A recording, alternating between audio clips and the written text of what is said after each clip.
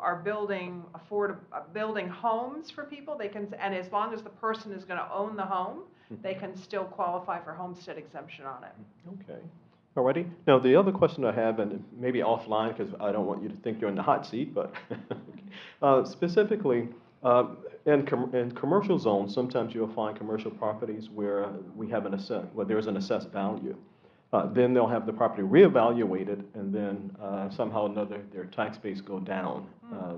How does that happen? If it's a better question offline, Yeah, probably if it's more specific, we can tell you why a particular property did something like that. It shouldn't just do that, but it might be some specific with that property. I'm more than happy, just get in touch with me. Ken knows how to reach me, and get in touch with me directly, and I'll be happy to look into it. Okay. Probably referring to the value adjustment board. Yes. Yeah, I'm sorry, thank you. If a property owner disagrees with our value that we place on the property, they can file a petition with a body called the Value Adjustment Board.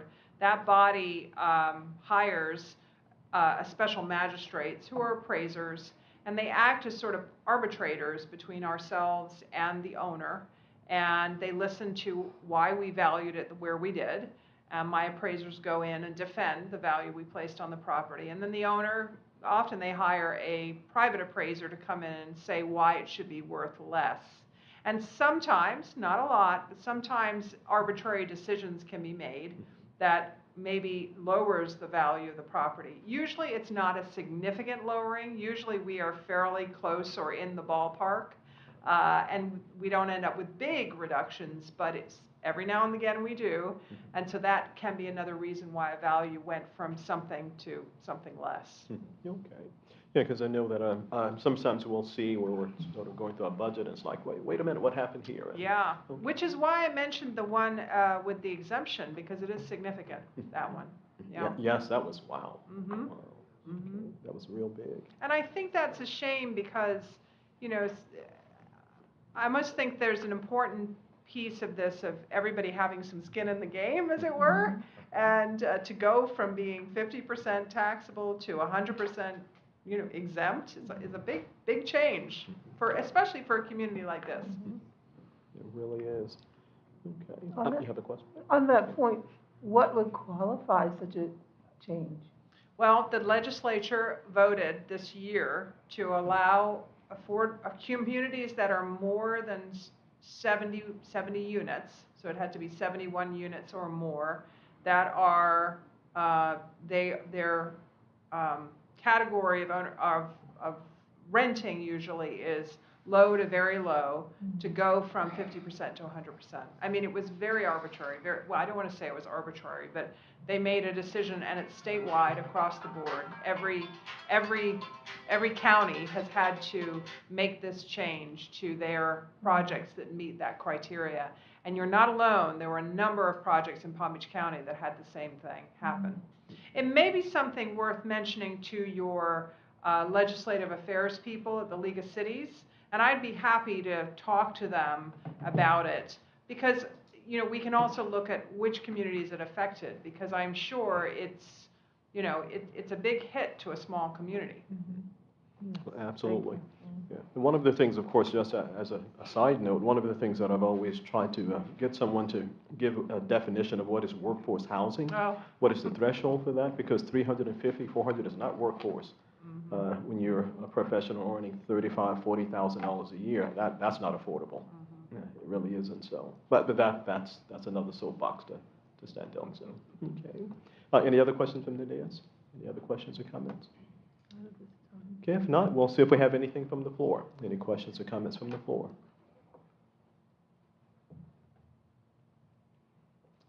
Okay. Ready? You don't want to ask if you can get your assessments down 50%? Okay. All right, if there are no questions from the floor, okay, then we'll return back to the dais. Any other questions or comments? Okay. All right, hearing none. Thank you so much. We really appreciate you coming by and taking time to share information with us. Thank you. It was a pleasure. And if you have any questions afterwards, do let me know. I'd be happy to help. Oh, certainly will. And thanks for all you do. Thank you. I really appreciate it. Thanks so much.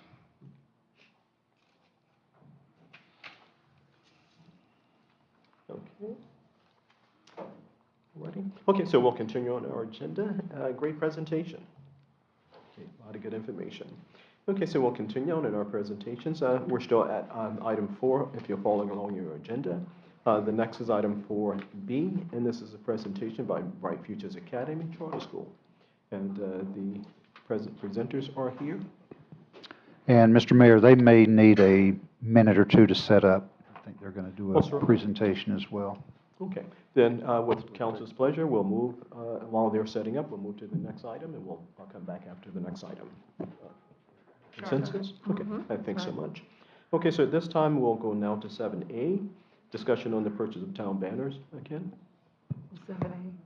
Mayor, Vice Mayor, and Council, for several meetings, we've been talking about the banners that we're looking to put on 45th Street and possibly Australian. I have a quote, and as I indicated at the last meeting, it has been really challenging to find one company that will provide the design, the banners, the brackets for the banners, and the poles, and the installation, all from one company. We found a company that we deal with on other items, and that's Koff Signs and Lettering in off of North Lake Boulevard.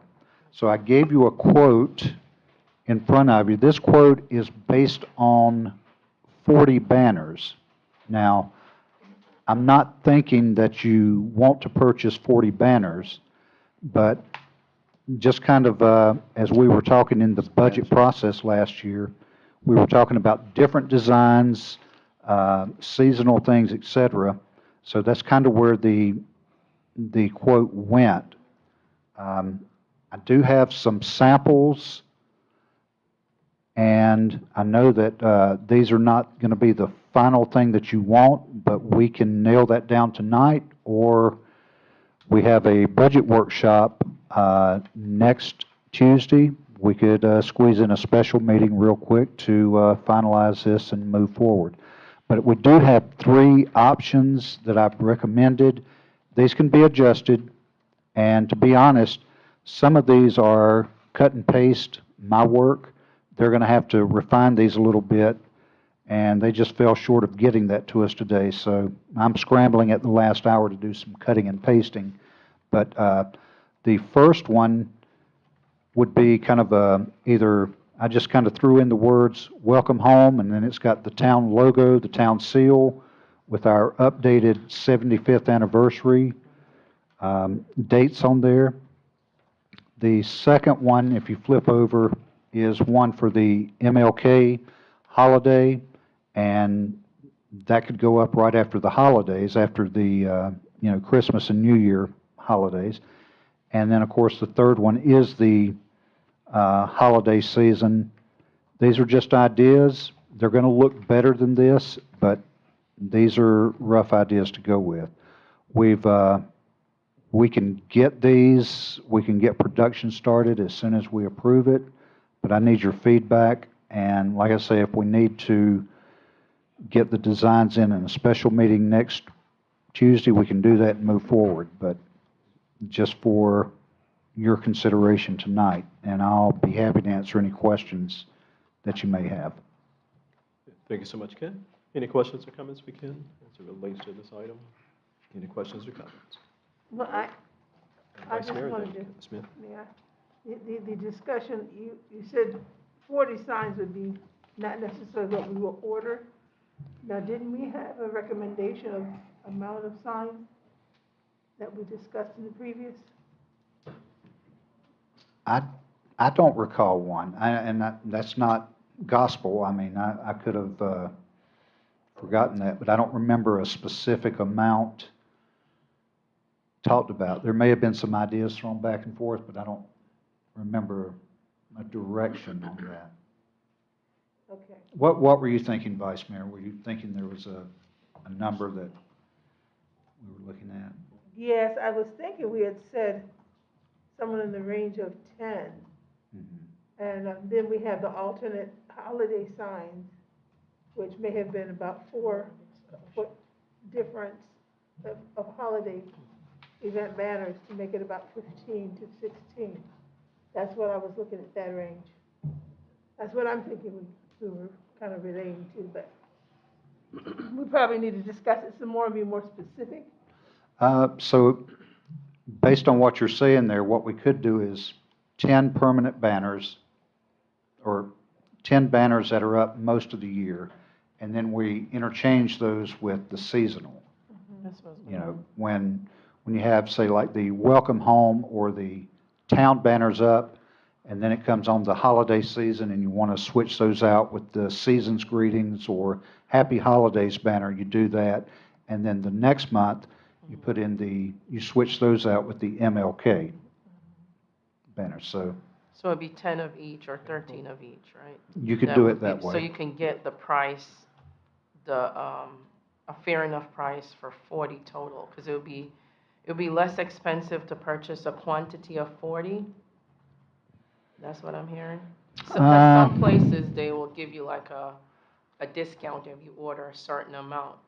I think he'll stick with this price regardless. I don't, even if it's, Whether you go lower or, yeah, I think he will.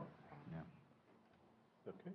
Vice Mayor, then we'll come back. No, I'll let you make your point, because I'm still concerned about Okay. the number of them, but you go ahead. No, What's your no, thoughts? if you have additional?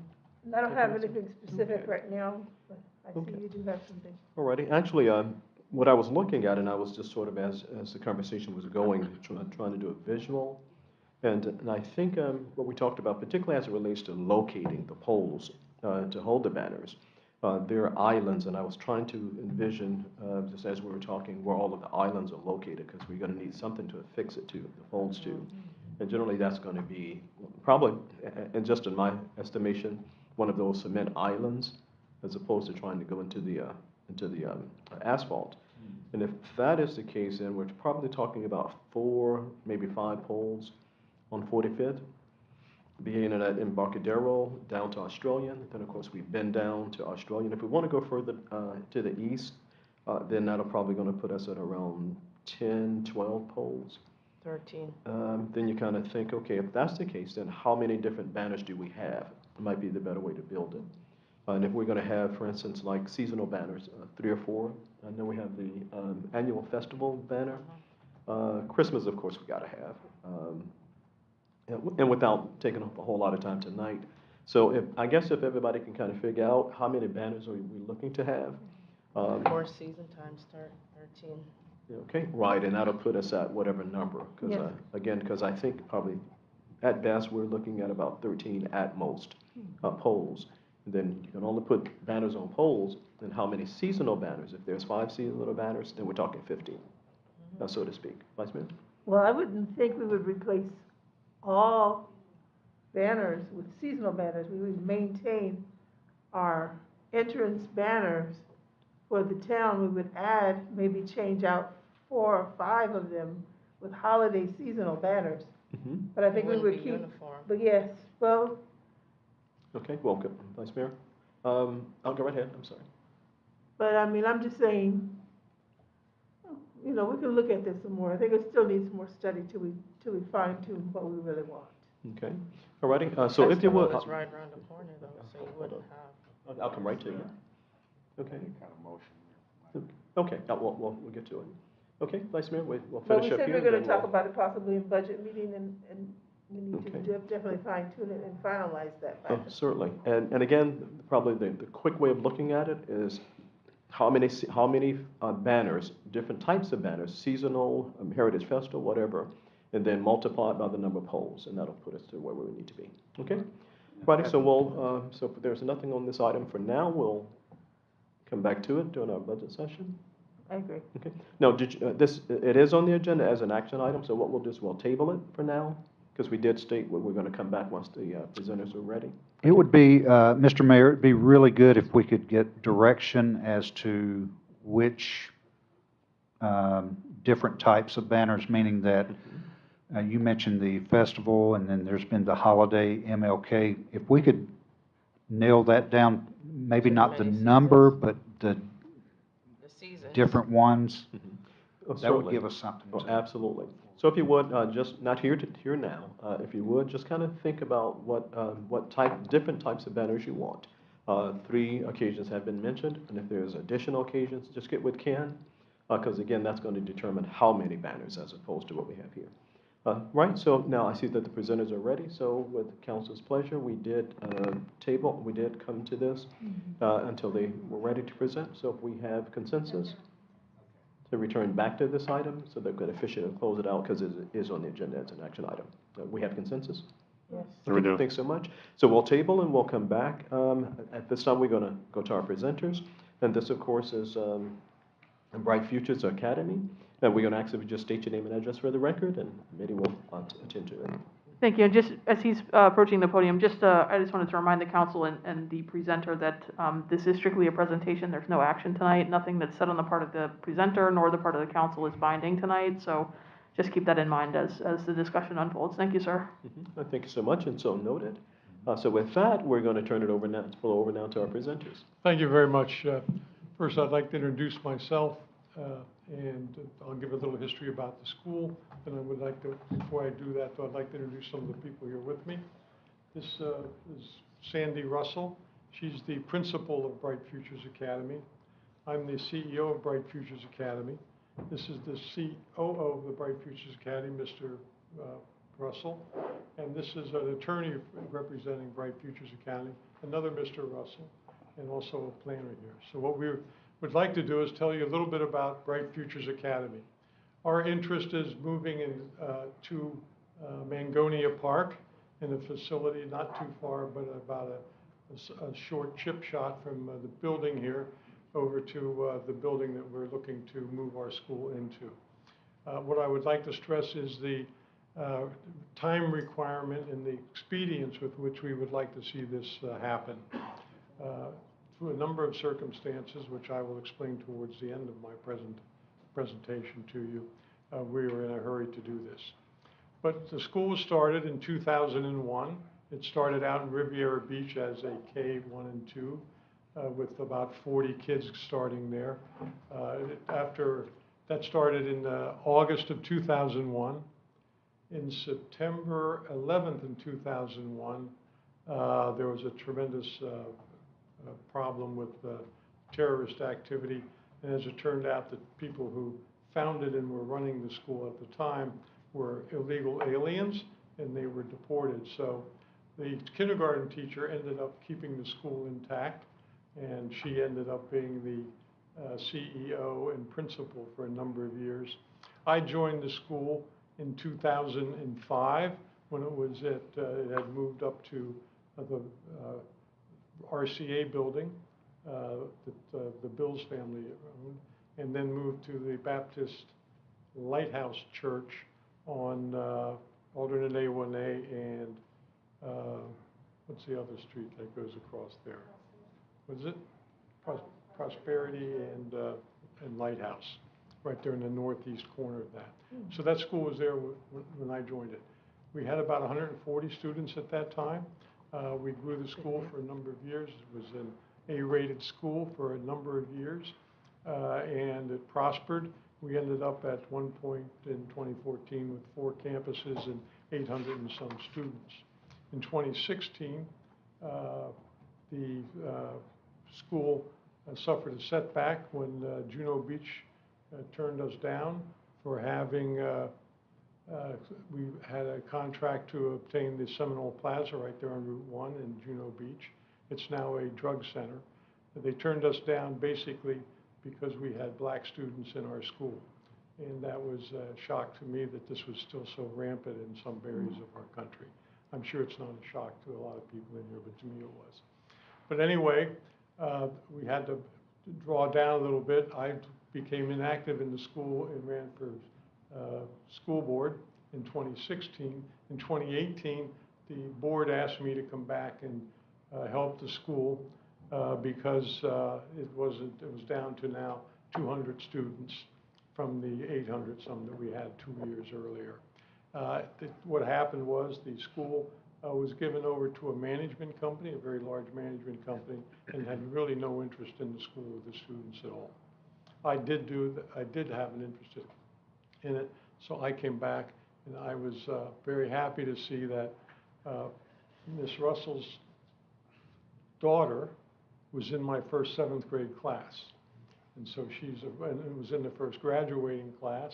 So they've been with me a long time, and I've been with them a long time. And I'd like to point out that Amisha is now our 3rd grade teacher in our school, having gone through the whole thing, graduated college, and come back, and now is with us again, and so she's on the staff. And Mr. Russell also was with us a long time because he worked with the Palm Beach Children's Chorus, and that was a very strong match that we decided upon a couple of years ago that we wanted to bring it into and change the direction of our school a bit and create an alternative which would be concentrating in music, art, drama, and the sciences and the production of those kinds of art and music. So that's where we are now. And we currently have about 150 students. We think that the location we found would really be an opportune place to reorient the school and grow it from this point. And I'd like to introduce now someone who is very close to me, Mr. Russell. If he has anything to say, I think Sandy's going to come up and go through the slide presentation here. Before she does that, I'll be back to answer any questions you might have specifically about the school. But I'd like to turn it over at this point to Cassandra Sandy Russell, who's the principal of the school and will be leading the school on a day-to-day basis into the future. So Sandy, please.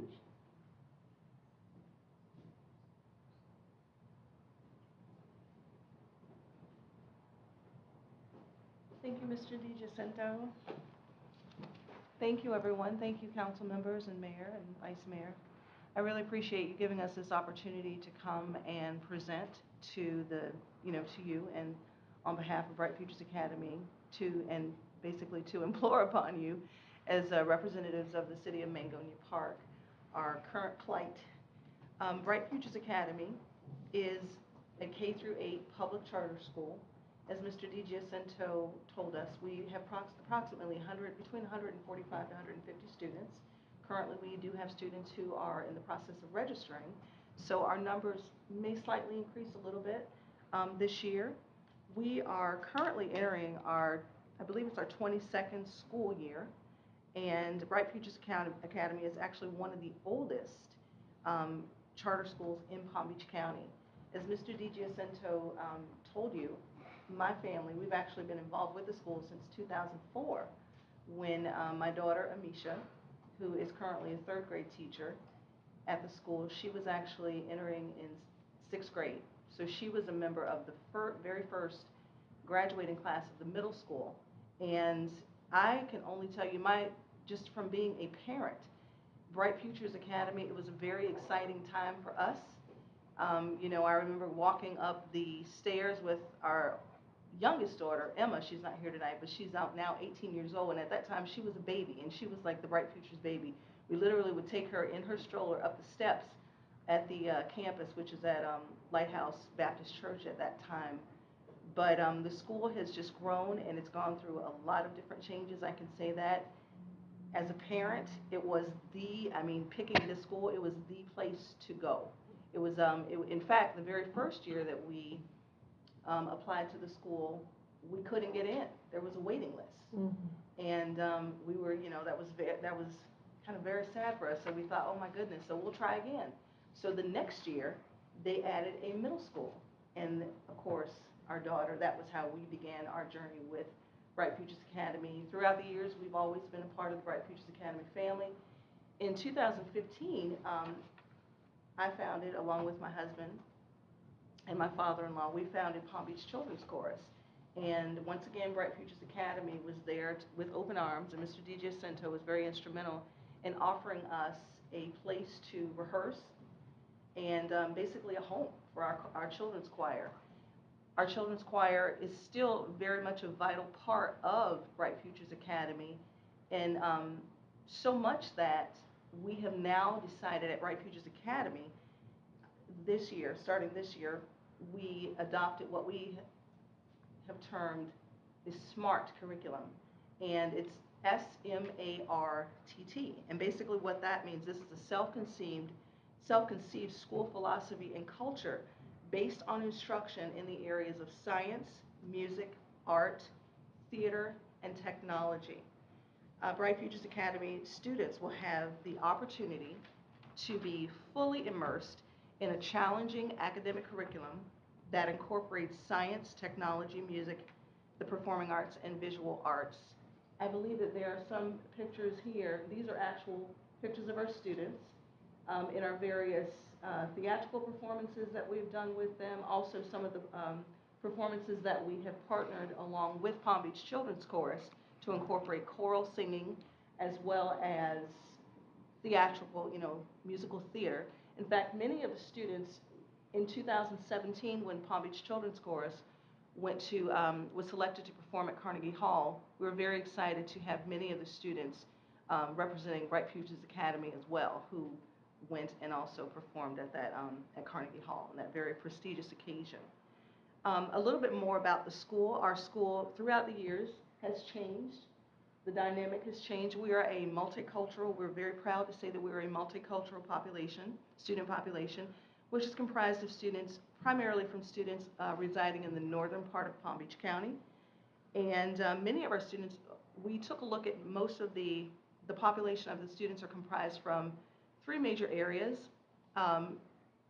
those being Riviera Beach, Lake Park, and Mangonia Park. In fact, when we took a look at our partnership with Palm Beach Children's Chorus is also focused a lot on students from those 3 demographic areas.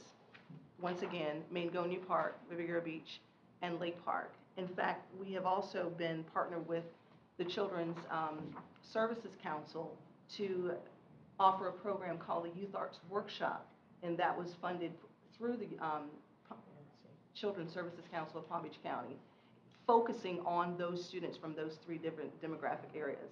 And it's just amazing to me to know that now we have been focusing on students from Mangonia Park, Lake Park, and Riviera Beach, but it's really amazing just to be here tonight presenting to you in the city, in the town of Mangonia Park. So thank you for giving us that opportunity. We hope that by us now hoping to have a home in the city or the town of Mangonia Park, that will open up opportunities even more so to the children and the families that live in Mangonia Park. Okay. Thank you. Alrighty. Do you have any questions? Okay, no, thanks so Thank much. you. Okay, so what we're going to do, we have Councilwoman Webb, Vice Mayor, then Councilman Smith. Okay, and just whomever needs to answer, feel free. So, Councilwoman Webb. Thank you for your presentation, Ms. Russell. Thank you. I can attest to the children's choir. My kids were a part of it. Yes. They had the opportunity to go to Miami and other places to perform. And I think when we were supposed to go to Carnegie Hall, we had a death in our family, so we had to drop out. Oh, I'm so sorry to hear that. Yeah, so when I seen your face, I'm like, okay. But it's a really good program, but I had questions. Okay. I read your reviews, I did my own research, but I wanted to see what were some of the programs that you offer for kids with disability. I didn't see anything in there where disability. For Bright Futures Academy? Yeah, like a child that has an IFSP or a child that has any kind of delay. We have a very active ESC program, just as any other public school. We have an ESC coordinator. We have ESC resource teachers, and we offer all of whatever the accommodations are for the students. We offer those. We also have a very vibrant, what we call school-based team, where that is like the beginning stages of a student who is possibly needing to be evaluated to receive an IEP. So they would begin in the school-based team. The school-based team meets, and then they would determine if the student would need further evaluations. But we do offer any accommodations that students with any disabilities have. We, as much as we can offer those accommodations, we do. No students are ever discriminated against. You know, if the students need services such as speech therapy or occupational therapy, just as any other public school, we also offer those services as well at the school. Okay, thank you. You also said there's approximately 150 students. What's your expected capacity? We have about, actually currently registered, I believe the last count was like 143 or something like that. But we are anticipating a few more, so that's why we said 150. But I would say that this current year, we're probably looking at 150 to 160. Okay, thank you. Thank you. Vice Mayor, then Councilman Smith. I knew I was familiar with the name Bright Futures for a reason. I think all three of my godchildren went through there. The Harveys, Okay. yes, I think they all went through there. And I picked them up from school several times, so I've been there a few times. Awesome. Yeah, so I'm very proud of the work that they've done and their achievement through the Bright Futures Academy. So Thank you. I think this is a very good blend to Yeah. bring into Mangonia Park. I'm not sure what your anticipated location is, but I'm hoping that will work out for you. Thank you. Councilman Smith? Me? Great presentation. I'm excited about the possibilities. Hopefully we can kind of go forward with this process, but I hear the passion in the entire staff and the seriousness about Bright Future. So great presentation, very informative. Thank you. So hopefully we can move forward. Thank you. Thank you. Thank you. Okay. Rodney, and I echo that in that we support education, and we're always excited that whenever there's something new and innovative, that will sort of capture our kids' imagination and their attention, and then put them on the path to become good, decent, prosperous citizens. So just a couple of procedural things. Now, as it relates to Bright Futures, and I know that, let's just say that if we're on the other side of, yeah, okay, here we go, we're going to take a vote tonight. Let's just say that we're at that point, and, but we have some questions. One of those questions would be in terms of just when reading through the information, there's, and I sort of look at the area, what would be the recreational component if you're at that location? We anticipate using and getting permission to use one of the parks right nearby here. And we would transport the grades on their PE periods to that park with supervision and teacher, and back and forth to the park throughout the day if it was available. That's the first thing I thought we would attempt to do. Okay. All right. Now that brings me to another question. So now, because this is a public school, you have public school kids, so they would be bussed in to. Some of the dynamic of, you want me to answer? Of our school, the culture, most of the parents bring their students to school, their children to school. Of course, with us moving to this new location, we're absolutely looking at a small bus, not a large school bus, but a small bus to accommodate those students who may need those services.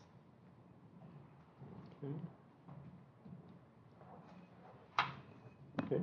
Rodney, and because if their IEP or their FSP sort of dictates that certain things happen, then it has to take place. And so I was kind of curious as to how that was going to happen logistically, if indeed approved, if we're again on the other side of taking a vote and it was approved, how you would accomplish that. One of the things that we try not to do is say, well, we're going to approve and then it's up to you to figure things out. We like to kind of make sure we don't put anyone in that position. Okay. Now, so there would be some busing. We said the small bus, just a small bus to, for the most part, they transport their kids. But for those who are not economically eligible, Those who are not able to as well.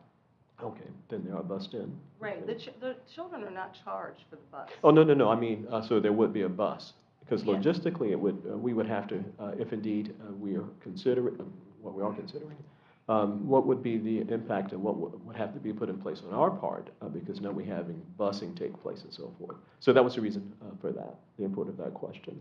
Now, you do STEM as well, or?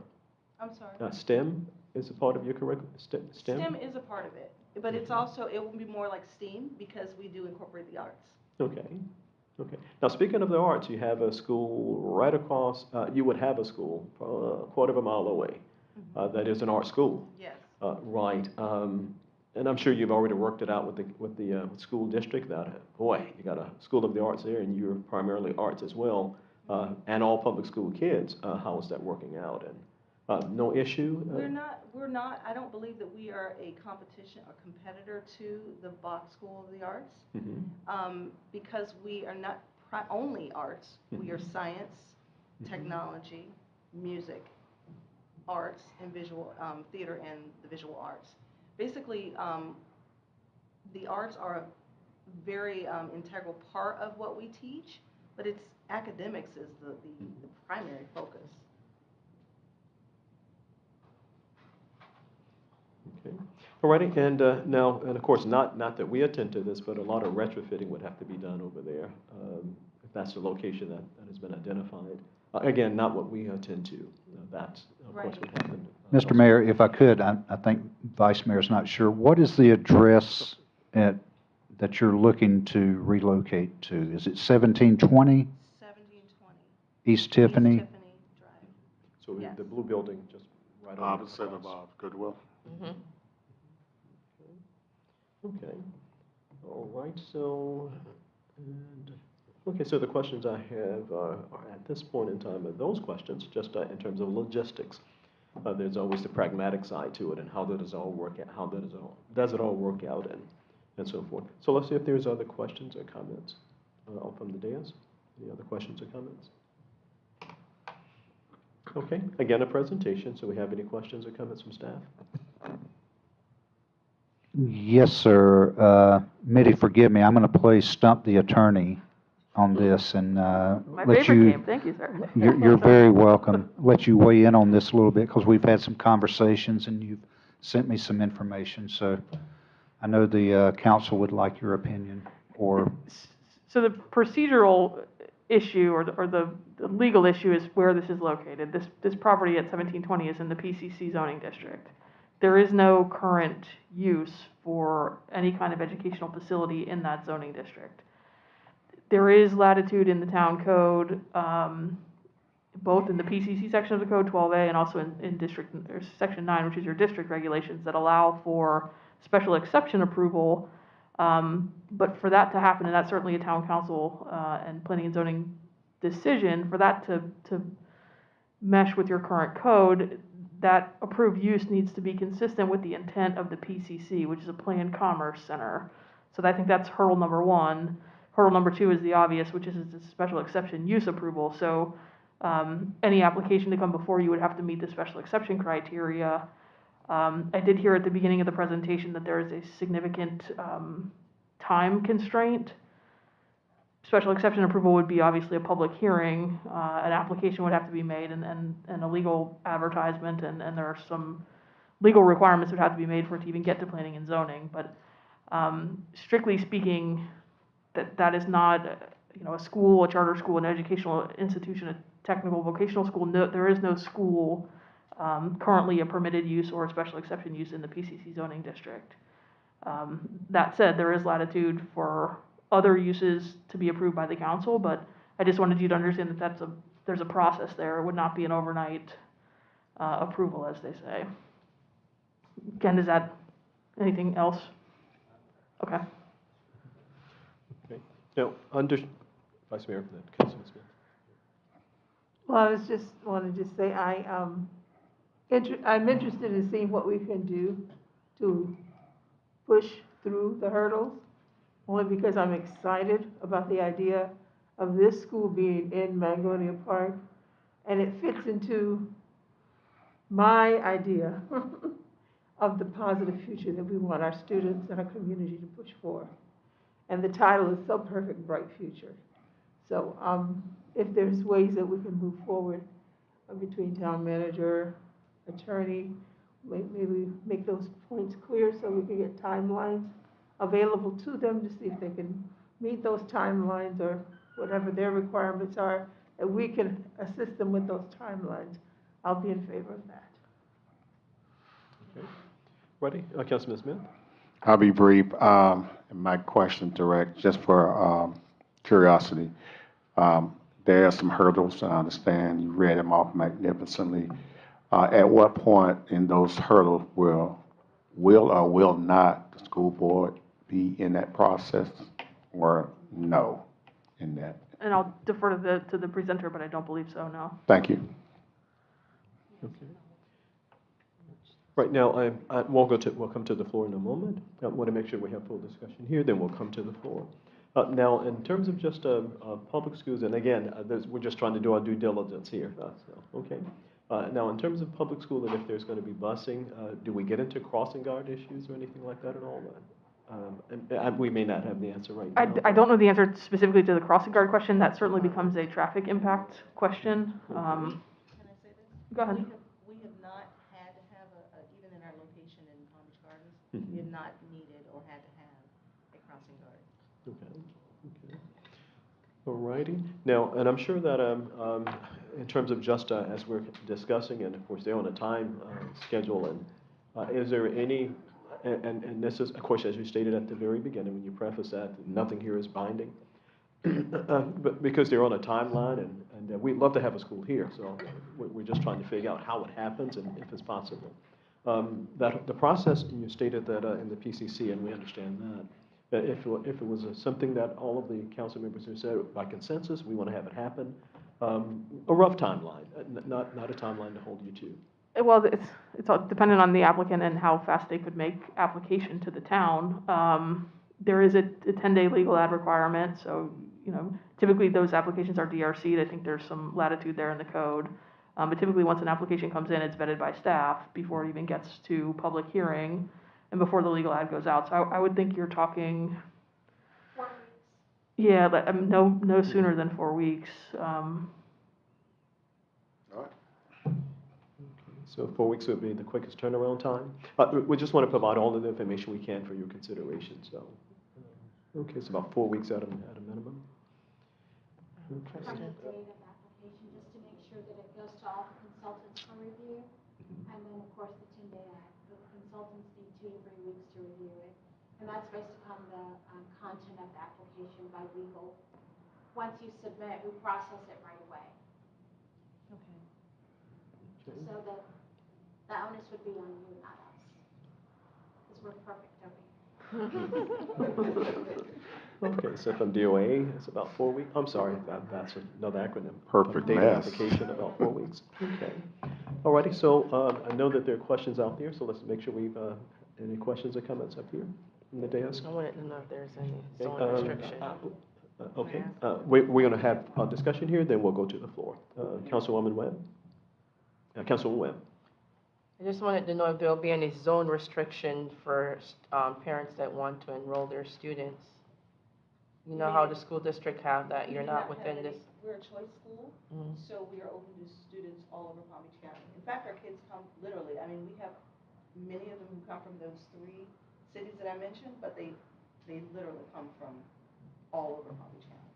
So with So this there's school, no zone restrictions. so, They're- go ahead, sorry. I'm sorry, are you asking me that they have to be zoned? Yeah. No, it doesn't matter. We're a choice school.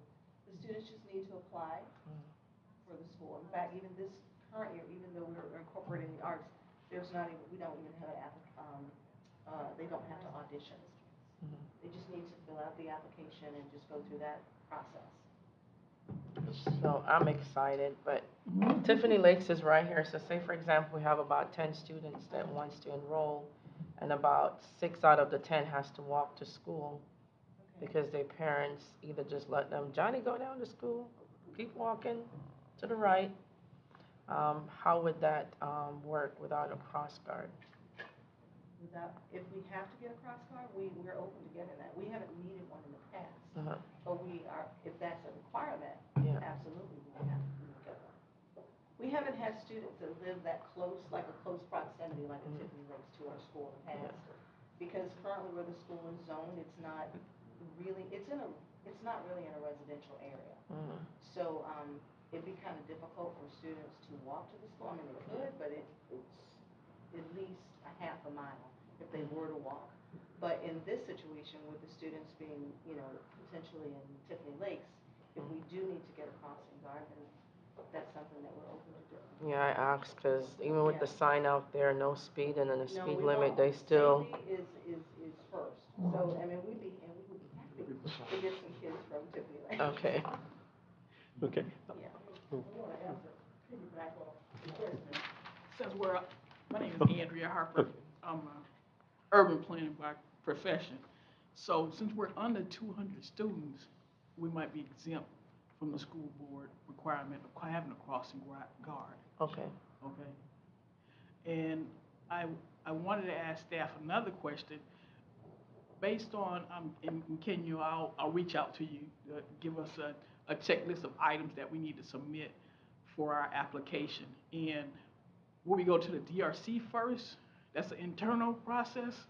And then from the DRC, how does that work? From P&Z or? Yeah, after, well, Minnie can attest to it, the DRC is Internal Development Review Committee. Yes. And after they review the application and sit down and have a talk, and you then move from there to your special exception. Okay. As long as you pass everything at the DRC level. Okay. And special exception is before the council. Okay. The town council sits as this planning and zoning board. And Okay. that's where the special exception is heard. Okay, so it's one fold. We could do planning and zoning and special exception, or? No, the planning and zoning approves or denies your application for the special exception. So Okay. your special exception application is before the P and Z board. It's just a one-time. And I guess I'm sorry, that's correct. The one thing I'll add to the special exception approval, that's just a use approval. I'm not sure if there are site plan modifications. I don't know how that site was site planned, so if there are site plan modifications, that would be a separate. Then that would delay your process. Okay. But the first item or application you'd make is the DRC and then the special exception. Okay. And do your code have any requirements for schools in general? I think so, no. No. I haven't calculated. Okay. So then if you were changing the exterior of the site, then you'd have to go through a site plan modification, is what the attorney is referring to. Okay. So you need to determine that when you're looking at that building. For the exterior, we're not making any modifications to the exterior. Well, I guess the question would be impact on parking, right? I don't know what, as I understand it, I don't know a whole lot, but I think that you're taking up a portion of the building, but there are other occupants of the building, so I don't know how much parking is allocated to what's currently there, but that's something we would have to evaluate as part of the DRC review. Right. And does your code address parking for schools? What's your parking calculation or ratio for Not schools? necessarily for schools, but in the PCC zoning district it does. Okay. So that's the part that you have to look at before you come to DRC and have that answer for that question. But Okay. they'll tear it apart anyway. I mean, they'll go through your application, your DRC application, bit by bit, and then basically tell you what you can and can't do. Okay. But you need to know that before you do your own research. Okay. Oh, all of this is off the record. They don't hear any of it. Really? I'm kidding. But the Okay. DRC is the first step. Okay. And I can, if you still have our number and everything. Yes, I do. You can just call me tomorrow Call. and I'll send it to you. I'll email you Okay. the DRC application and the code. Thank you. You're welcome. Thank you. Okay. Righty, now, Dr. Russell had a comment he wanted to make as well. We're at the floor now. Good evening, everyone. Good evening. I think I'm used to projecting my voice, so hopefully everyone will hear what I have to say. What'd you say? I'm Attorney Matthew Russell. I've been practicing since June of practicing law since June of 1973. I taught high school here for 12 years before I went to law school, and then an additional year of teaching in Palm Beach County after I was sworn in as an attorney. I worked for the better part of the time in the legal department for the city of Riviera Beach, with code enforcement, et cetera, and so and this is pretty much an iteration or a reiteration of what's been requested. If I can get a listing of whatever is required of us, I will see to it that we get to it right away, because time is of the essence for us. Thank you so very much. That's Proud of certainly, you. that's certainly. Proud of you. Oh, thanks, I appreciate The it. council did, okay? Thank you. Good to see you, Attorney Russell. Thank you. Thank you. Okay. All righty, any other comments or questions from the floor? Any other questions or comments? Okay, hearing none, and we'll come back to the dais. So any comments or questions? Any other additional comments or questions from staff? Just one for the principal. Do you have any openings for teachers, that individuals that are going to be retiring from the state in September, October, that are working part-time? Oh. I only know one person that fits No. that category. Yes, we do. Yes, we do. No, teaching has always been a passion. Wouldn't pay the bills. What's my sorry. title? Will Smith. Okay. All right. I'm sorry, we digressed a moment. Any other questions or comments from the dais? Okay. Now, as you can see, we're excited, and we'd love to have you as one of our neighbors here in town. And what we try to do is give you as much information, so if there's other questions for your planning purposes, I did want to make sure that we got out there in terms of just an estimate, or just not a hard turnaround time, but just some idea, because I know you're working against the clock right now. I wanted you to know that about 4 weeks from date of application at best. So, okay. Ready? So any Thank you other very questions? much, Mayor. We Okay. really appreciate it, and Certainly. thank you, council, for your considerations. I Well, think we'll you're be more able than to welcome. make that. Oh, more than welcome, and continue the good work, and maybe it'll happen here. Thank you. Okay. Thank you for allowing us the opportunity. Oh, certainly. Thank you for considering Magnolia Park. Thank you. Thanks so much. Okay. All righty, so with that, we'll move on in our agenda, our next item. We didn't do the Okay, we're gonna come- 5 and 6. Right, we're going to come back now, so we're going to circle back. We did want to have our presentation done, so we did have our 4A and B. So at this point in time, Palm Beach County League of Cities, meeting? No specific update for you, Mr. Mayor. The league meeting is actually tomorrow up in Tequesta. RSVP deadline has passed. I'll bring the next meeting information to you at your next meeting. Okay. Thank you, sir. Thank you so much. Any questions or comments for Sure. me? I- Any No, questions or comments? I think we had an item to discuss beautification on 45th Street. Yeah. Oh, no, we're not adjourning. Right. He didn't get a second, so that fails. I'm sorry, let's come So you back. got a second. Okay, I'm sorry, let's come back together. Okay. So My where we are apologies. right now is just, Oh, we've Palm done our Beach present- League of Cities, I'm sorry. Okay, right, so any questions for our meeting?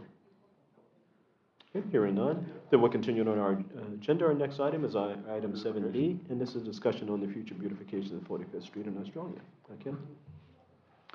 Mayor, Vice Mayor, and Council, just over the years and here of late, I think with Enclave coming on board and with us discussing the banners, and also it looks like that West Palm Beach is doing some work, Palm Beach Gardens is doing some work, and so the attention from individual council members and council as a whole is to look at 45th Street and also Australia and see what we can do as a town to beautify that. Everyone knows that both of these thoroughfares are owned by the county. We would have to get their permission. We also might consider approaching them for some funding opportunities. Not sure what the response would be there. But, you know, there are options. I think when we get into the budget workshop tonight, we might talk about some of that as well. But just bringing that to the agenda for some dialogue among council and questions for staff. Thank you so much, Ken. So any questions at this point in time? Councilman Smith? Where do I start? 45th Street corridor, Australian corridor, beautifying, hardscape, pressure washing the mediums, putting some vegetation in it. It's just interesting that, and I'm glad, thank you for us at least having an opportunity to discuss it on the day of today. It is important, so I'm excited about that. But as I traveled, and anybody traveled these corridors, it's interesting. I see the need for action to get taken place and for its beautification. And it's just interesting as we cross our township, our jurisdiction, eastward on 45th, it changes drastically. I'm actually seeing newer vegetation in those jurisdictions as quick as we pass across the railroad track. And if you're traveling west coming into our township, it shifts. So it's definitely a need in those corridors.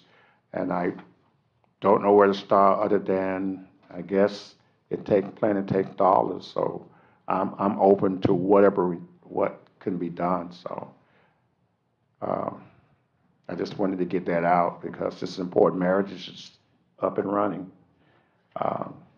There's some vegetation out there and it's greening up, but I just think it could be more done. Thank you. Certainly. Other comments or questions? Mr. Mayor, I'll just add to that in regard to the county, and this is something the mayor reminded me of this past week. You know, speaking of Meritage, the impact fees to the county from Meritage, and again, the mayor reminded me of this, is $1 million or slightly over that. So the county has benefited greatly. I consider $1 million great. So from our town, and that's something that should be considered as we approach them. Right.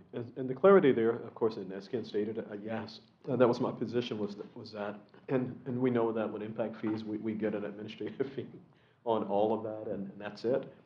So the clarification is that since something that impacts the city, the town here, has actually benefited to the coffers of the county who disperses funds, right? We're not saying, can you give us some of that impact fee? We're saying, hey, you know, money went to you. And so when you're considering monies that you're allocating to the local municipalities, please consider us because it simply doesn't happen. And I'm sorry. Automatically, anyway. On the record, very little has happened ever. And so one of the things, of course, and I told Ken, we'll set up a meeting. Because when I saw the beautification on 45th Street, I was thinking, so the county sort of started picking up, and then we learned through research, thanks Ken, that West Palm Beach did it. So we're not sure exactly how that funding happened, other than they were responsible for it happening, and so we do a bit more research. So yes, we do need to have them understand that this is a county road. It is a main entry into, you kind of consider going into the St. Mary's, which is a, you know, sort of flagship hospital in that it provides the indigent care for the most part for the northern corridor, the northern section of the county, that they need to beautify it. We've sort of waited and hoped that somehow we'd have substantial development, you know, some property across the street, and we'd be able to do that because they'd be tearing up some things and then repairing it better. That simply hasn't happened, so we got to do something.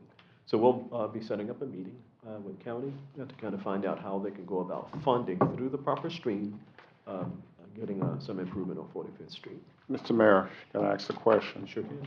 Because I think it's relevant. It's important that, and thank you that you and Mr. Metcalf is going to set up a meeting. So that's vital because I feel the residents deserve to be able to get that beautification, and we should be able to sit at that same table. And I'll take it even a step further. I watch as I go, because I go to Home Depot all the time, so we can include Congress in there too.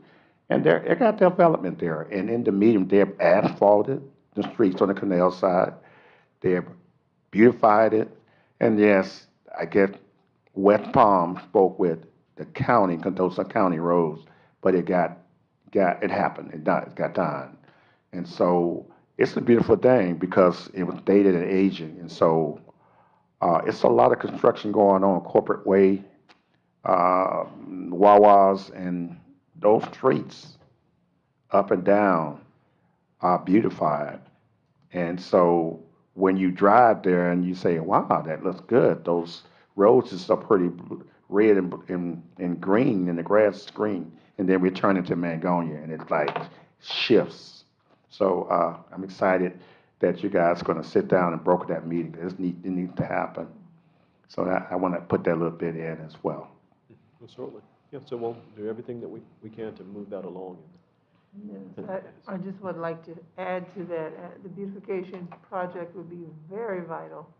And I know we have made references to doing something, but I'm glad to hear we're going to have a meeting to make sure their point is clearly enforced, that we need their participation to do what needs to be done.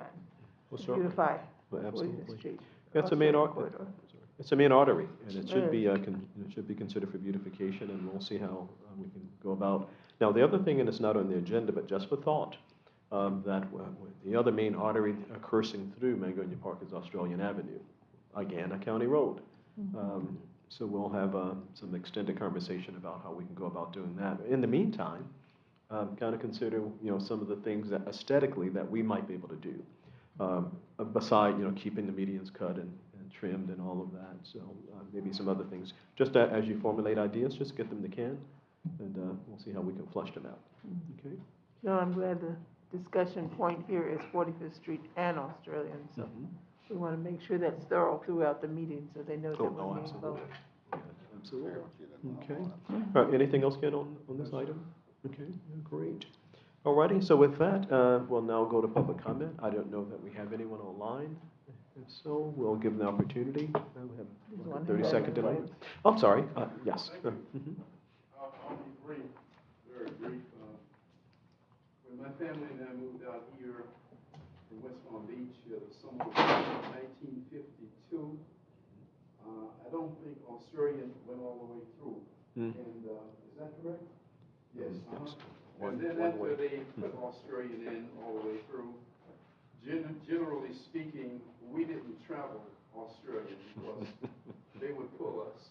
I'm standing here to say to you, I'm very proud of you. Thank you. All right? And I hope some of you, or maybe all of you, understand what I'm saying. Thank you. Well, Thank you. absolutely. Yes. Yeah. As a matter of information, I've shared that from here, that we went into West Palm, we went around, coming to visit relatives in Riviera Beach, yes. Okay. All righty, so anything else on this? I'm sorry, we're still on the floor. Any other comment from the floor? Yes? I just came back in to get the checklist. I have one printed out, I'd like to take it with me. We do not. You have a checklist? Like it's actually printed, this is what we need? Okay. Yes, we'll have you get with staff offline. It's in a meeting, so. Yeah. We'll email it to you. Okay. Yes, certainly. Okay. All righty. Okay. Any other questions or comments from the floor? Okay. Hearing none, we'll close the comments on the floor, and we'll come back to the dais. Now we'll go to Ken. Do you have anything, Ken? Mayor, Vice Mayor, and Council, I'm going to defer most of my time. We have about a 15-minute budget presentation. I'm on the clock, so I'll defer my time to that. But I will say, in regard to the past 2 weekends, I just think it was a phenomenal effort. First of all, phenomenal gesture by Mr. King to have everyone down for this event, this boxing event on Saturday a week ago. I regret I was not in town to participate, but I understand quite a few people sitting up here did. So thanks to that, thanks to Sherry, who really just did an incredible job getting this thing organized on short notice. And I heard nothing but good comments. And I want to thank Howard, too, for traveling down and volunteering his Saturday. But I heard nothing but good comments from people that live in town, people that don't live in town that participated. So many thanks to everyone that participated. And if you didn't participate, you participated by getting us folks to go. So it was a great gesture and a great effort by council and staff. So thank you for that. Hey, I missed it. This past weekend, just again, a phenomenal effort. I really was touched by how everything played out for our pre-Juneteenth program. And again, Sherry, can't tell you enough how much I appreciate the work you put into it. I know the Vice Mayor and I, when we first started talking about these things back in January and February, as we had meetings, this event evolved into one thing or another, and so, you know, when you come up on the day, you're not sure exactly what you're going to get, but it was nice, it was classy, it was tasteful. Great work, Sherry, and great work to the council, either with literally hands-on hanging stuff, making collages, or showing up and showing support, and that really went a long ways. Your support means everything. So on that, I'll defer my time to the workshop. Thank you so much. Captain? Okay. Any questions or comments for Captain Thomas? Okay. Thanks so much. Noted. We do have the report. Okay, Amity? Nothing specific, sir. Thank you. Cool. Thank you so much. Okay, so at this time, we'll find out if there's anything from here. Councilman Smith? Okay, Councilwoman Webb? I echo the same sentiments as Ken. I had the opportunity to go to the fight, and it was my first real life experience. I was a bit scared, calling Jesus quite a few times, but I went home smiling. You know, thank Don King very much for his generosity. And I can't help but to be so grateful for an amazing staff. I volunteered here. You're going to always hear me say this. Before I became a homeowner or even sat on this very dais, I volunteered. And one of the things I've always done was look up to Sherry. So I had a strong dialect. I'm probably going to go far, but I was teased. And I remember when I volunteered, because of how meticulously she carried herself, and she was always swift. And I'm like, how does she do 10 things? I always observe how she do things. And when I came on Sunday, I was at awe, because I'm like, oh my God, like, look at this type of thing. But yeah, that's who Sherry is. I've seen her in crutches, back brace, and the list goes on, but yet she still put our town up there. And we have an amazing town manager. And because I don't want to leave anyone out, I don't really want to go, but I just wanted to highlight those two individuals, because I've seen how hard they work for the town. I've seen their dedication for the town and the passion that they have for growth and excellence and just for good fruit to come out. Those are my few words before this budget show. Okay. Thanks so much. No, and before I go to Vice Mayor, just to qualify, she did not get in the ring. Yeah, someone asked, did she get in the ring? No, she didn't get in the ring. Vice Mayor. No. Okay. Felt like I was in the ring. We were close. We were very close. Vice Mayor. Unfortunately, I was not able to attend that fight, but I was glad to hear the success of the trip. The report that was on from June, was that the 11th, I believe it was. And I am truly appreciative of the efforts that went into realizing our kickoff for our 75-year anniversary of the town of Mangonia Park with our pre-Juneteenth celebration. Not only did we have a good representation of vendors who brought artifacts, historical artifacts, filled the chamber with historical artifacts. And that was so monumental, that every spot in here was filled with information that was historical. It was well presented and very well received. And I'm thankful for those who did come to see our fine work. And the togetherness on Friday, putting it together, was just so marvelous. I just think Sherry and the other staff who were just really participating with their family members that came in and assisted us to do all the little meticulous things to get our globes hanging, get our pictures framed, to get everything in place. So I thank all of you all for taking my little vision of a historical museum to such a magnificent level. I appreciate that so much. Even to see the mayor hanging pictures was very appreciative.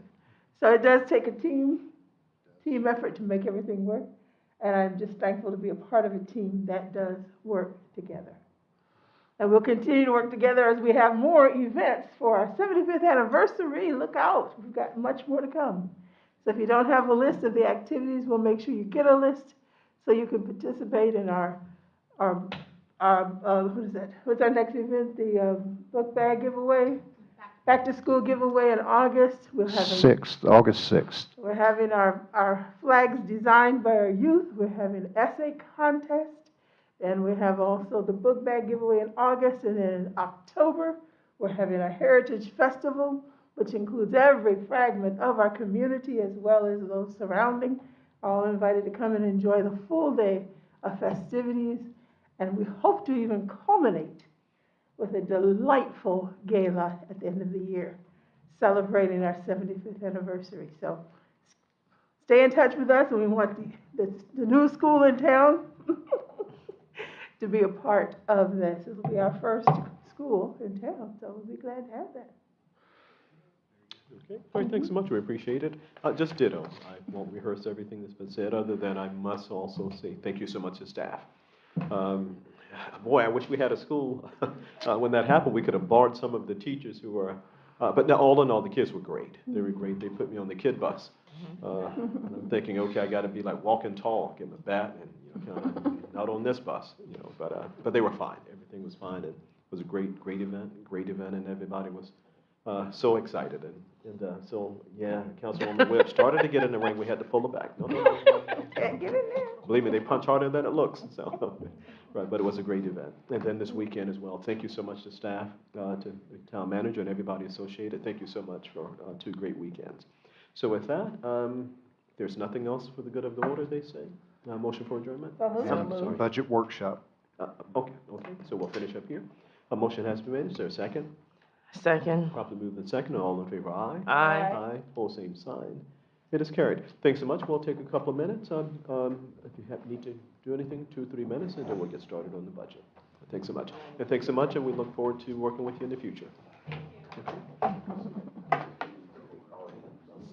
Oh, that's, you can grab the tablet. You've seen them before, but No, yeah, I haven't. I brought that one in, I had set it up. I was gonna set them all up. Oh, okay. Beautiful. Oh, so this is it, not that, that's yours. This is my little goal. Okay. So this is what we're required. Okay. Ads, Matthew, Ross, Law. Thank you very much. Great team. Well, yeah, well, I mean, it was on my laptop a couple of months ago. Attorney Russell, what a wonderful. All right. Well, you know, this Sabbath will be our first Sabbath back inside on the 25th, this coming Sabbath. Come on. So the first hearing is on. The first hearing. Yeah, we're excited. We've been open a long time, we got it down. It's good seeing both of you. I don't think we can make it. Certainly, good to see you too. Okay, it's on the 5th, okay. That's fine. No, they have. Yeah, okay. I'll put them on the calendar, my calendar. And then we'll advertise, you wanna advertise the other ones for the 2nd July? Yes, I'm looking forward to a good school right here. I know how wonderful it is. That's great. Where's your office? I need to come at 8 o'clock tomorrow morning. Right here. But you know, Matthew, I'm gonna email it. Okay. Email it. Mr. Russell just gave me your email. I can get yours. Attorney Matthew? Andy Russell? Russell. Nice to see you. Oh, no, you too. Thanks, we appreciate it. Did you get to sneak in over the weekend to see him? Oh, I had a. okay, do I have your, I'll send you a couple of the pictures. Okay. Ready? You said you're I on think the I do, okay. I'll see you. Okay, all right, Amity, to move in. I have cars inside the other room.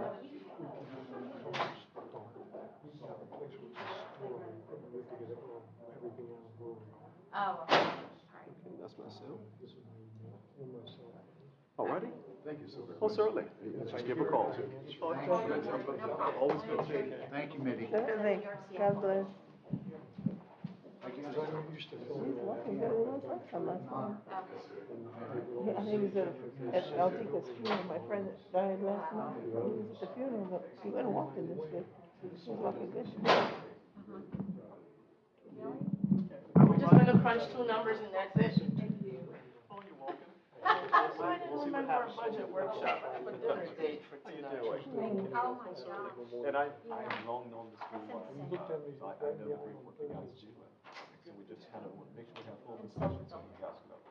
That's so Well, maybe not, oh, yes, yes, one of the others. I'll make So you get sure. all- You're welcome. We do whatever we can, we move fast, so, yeah, so we punt it to your court. Okay, well, certainly, okay.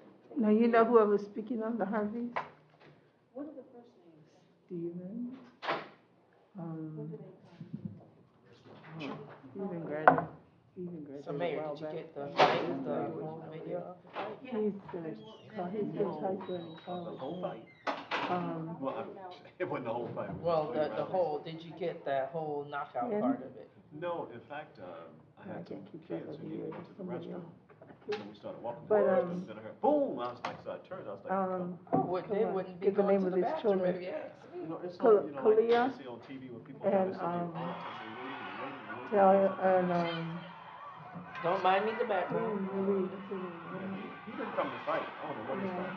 she's in college, just started college, the second one. And the third one just finishing high school this past year. He's just hung enough on me most of the time.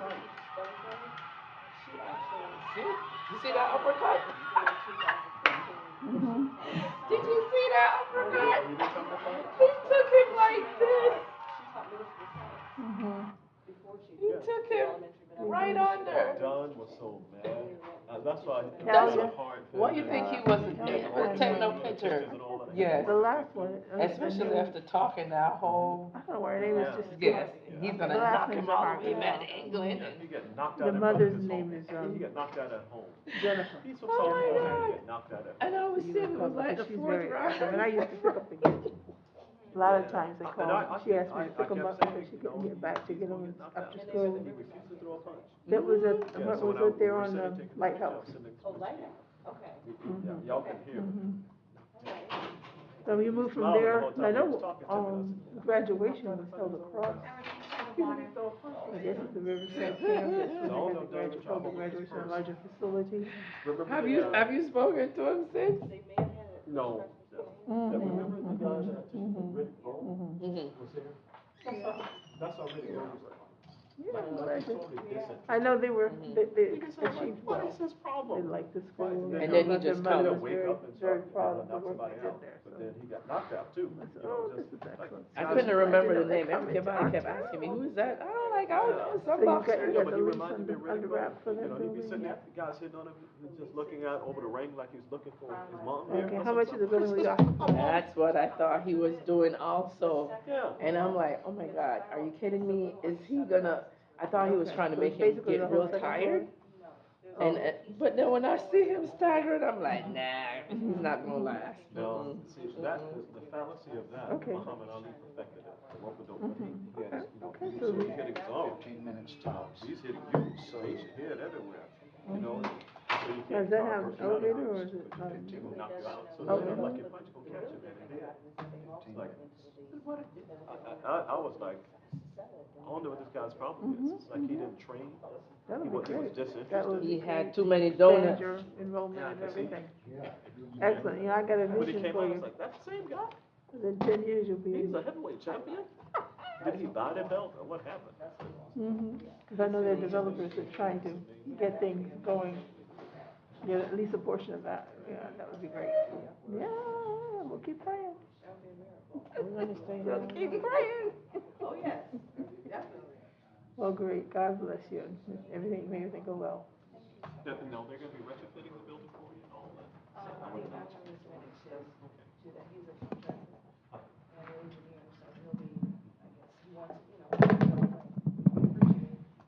Oh, well, because I know there's space allocations on it that the county probably has for schools, depending on grade levels and so square footage and all of that. to use to, They're not very strict on that. Okay. I mean, that's in the district schools, they make them, you know, they have these gigantic classrooms, but in charter schools, you know, a lot of times it's not small. And I know both of those buildings well. We used to work in those with the state offices there years, and moved to the next building for years. And, okay. So good luck. No, I'm sorry, we don't say much. Hopefully everything works out. Look forward to working with you. Nice seeing you again. Thank you. Yeah, you gonna stay for the budget workshop?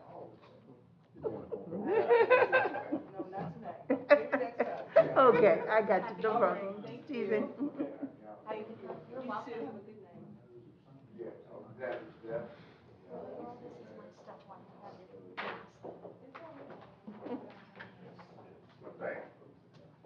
Pleasure, pleasure. Gotta start the budget season off correctly. The red pen for him. Uh-oh, this has got to go in the garbage, right? I dropped it. I like some water in that thing. I'll get it later. Get off the boat, You have a before and after? Oh, my God. In fact, I was here till about 10 minutes to What I think that is. 6 kids left. Last period came in about 10 minutes to 10.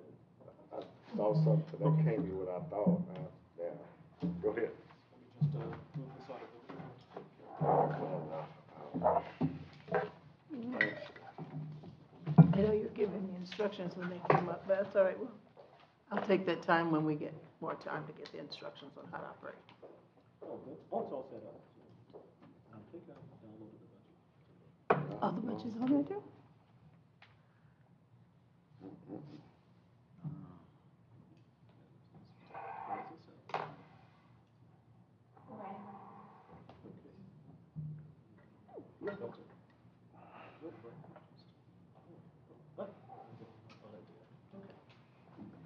Alrighty, so we're gonna get ready for the budget. Okay, we're all set and ready? Okay. Okay, so with that, we're gonna call the Town of Mangonia Park fiscal year 2022-2023. This, of course, is our first general utility fund budget workshop of June 21st, 2022 into session. Roll call, please. Mayor Alberry. Here. Vice Mayor Johnson. I'm here. Councilmember Buchanan Webb. Dollar sign. And Councilmember Sue. Here. Thank you so much. So we do have a quorum. So with that, we're going to turn the floor over to Ken. Mayor, Vice Mayor, and Council, thank you for your time this evening. I am going to be very brief. The mayor gave me 20 minutes, the vice mayor gave me 15 minutes, and the clerk gave me 10. So it's going to be very quick.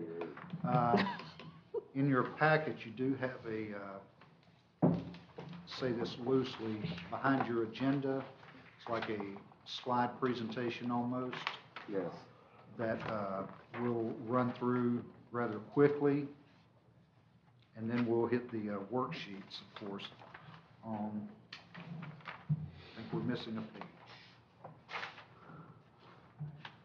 You have page 1, Howard, by chance? Sorry. Of course, on page 1, we're going to talk about some revenue notes as staff has been going through and making preparations. Of course, Howard, this is his first year with our budget and his first go-round with the municipal budget, so he's going to be listening a lot this year, and maybe next year you can hear him a lot more instead of me. But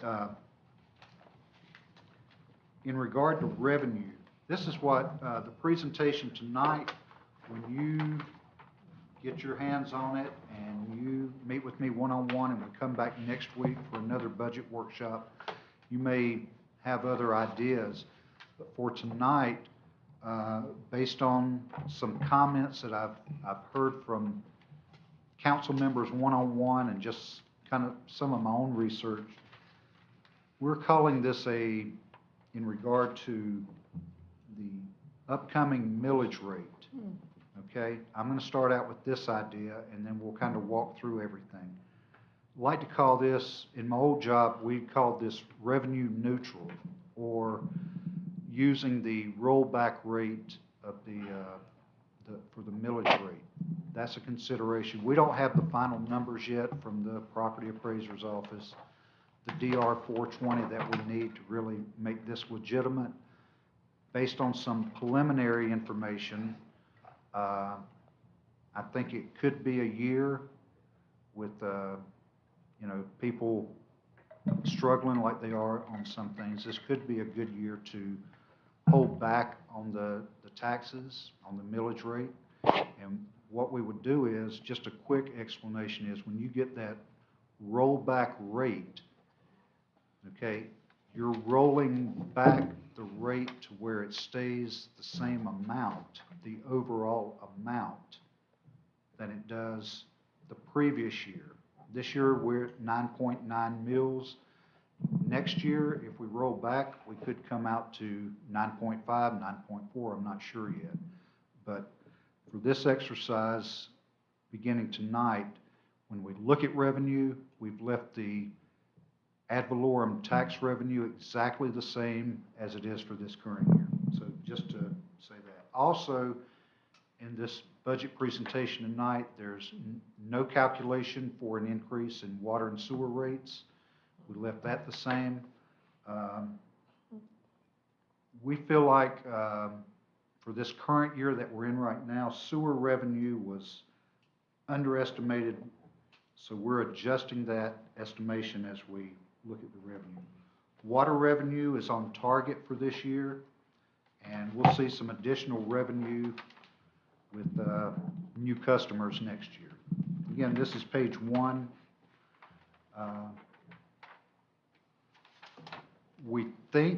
We feel, we're almost certain that you'll see an increase in the revenue to BTRs based on the performance of this current year. The building permit fee revenue, even though it's huge this year because of Enclave, we still feel like going into next year, it'll be significant. Not as significant, of course, but we'll see some increased numbers than what we typically do. For impact fee revenue, we've stayed conservative, but we've increased that a modest amount. And there is money put in the revenue contingency based on fees paid by Meritage. What I'm meaning by that is some of these impact fees that Meritage had to pay for the town, which is in the amount total of about $350,000. That's just on the impact fee, not talking about the utility money that they had to pay. The impact fee money is somewhere in $330,000, $340,000, $350,000. Sherry can correct me at any time, or we can give you an exact number. But we've adjusted the contingency a little bit based on some of that money. Your impact fee money goes specifically to transportation, to public buildings, or to recreation. All 3 of those components have projects this coming year. So we're leveraging some of that money based on the impact fee. Okay, on page 2. There you go, Howard, I'm sorry. Expenditure notes for the utility fund. I'll run through this. Page 2 of the handout. Anticipating that the town will begin the year to use the ARPA funding. ARPA, again, we're going to have a total of $1 million from the federal government. We've already received just over $500,000. We'll be getting a second wave of that sometime August, September. This year, or the next fiscal year that we're planning, we should probably be putting some of that money to use. What council has indicated as far back as last budget season in the workshops is that money should go toward the construction of a new water well, and also for the renovation or the reconstruction of an existing well. So we don't have firm numbers on that yet. That's part of David's study, the utility engineer. He's doing that study. We'll have those numbers, but I'm anticipating we'll use at least half of that money. We're also recommending in next year's budget $100,000 toward replacing or adding to the water lines as it was suggested in our retreat or workshop back in May by the utility director. So we've included that in the budget as well. Anticipating that the town, I think everyone knows by now, we've got the septic to sewer money, total of $1.5 million. I think it's very possible that we may realize some spending this coming year, and at the most, I think would be half of that, 750,000. And David is already at work putting that together, seeing exactly where we're putting the sewer lines. A pretty good guess is that it is in Bryn Mawr. The exact locations, somewhere between Lakeshore, Boardman, Paxton, in those areas, plus a new lift station to go with that. The town is also required to put in a $100,000 match with that 1.5 million, anticipating that we would need to put half of that into this year or next year's budget. I was trying to explain this to the mayor the other day, and I think I explained myself into a circle and couldn't get out of it, but there was a pretty big difference in what we budgeted for sewer revenue and the amount that we're actually going to get in. We're going to get in a lot more sewer revenue than what we had anticipated. And on the expenditure side also, we had budgeted a certain amount on the expenditure side. It looks like what's actually going to happen is we're going to be way under that. So there's a gap in your revenue and your expenditure that's going to leave us with a little bit of money, hopefully, that we can apply to this. So that's preliminary. As we move forward, we'll firm up those numbers. Also, and this is on the utility fund side, and it's going to be true for the general fund side, management is recommending a 5% cost of living adjustment for all full-time employees. Council was gracious, very gracious last year, and passed a 10% increase. With the cost of living going up like it has in the last calendar year, the recommendation would be for 5%. These budgets are being presented right at balanced or very close to being balanced. Once you get it, we may have to recalculate some things. On page 3,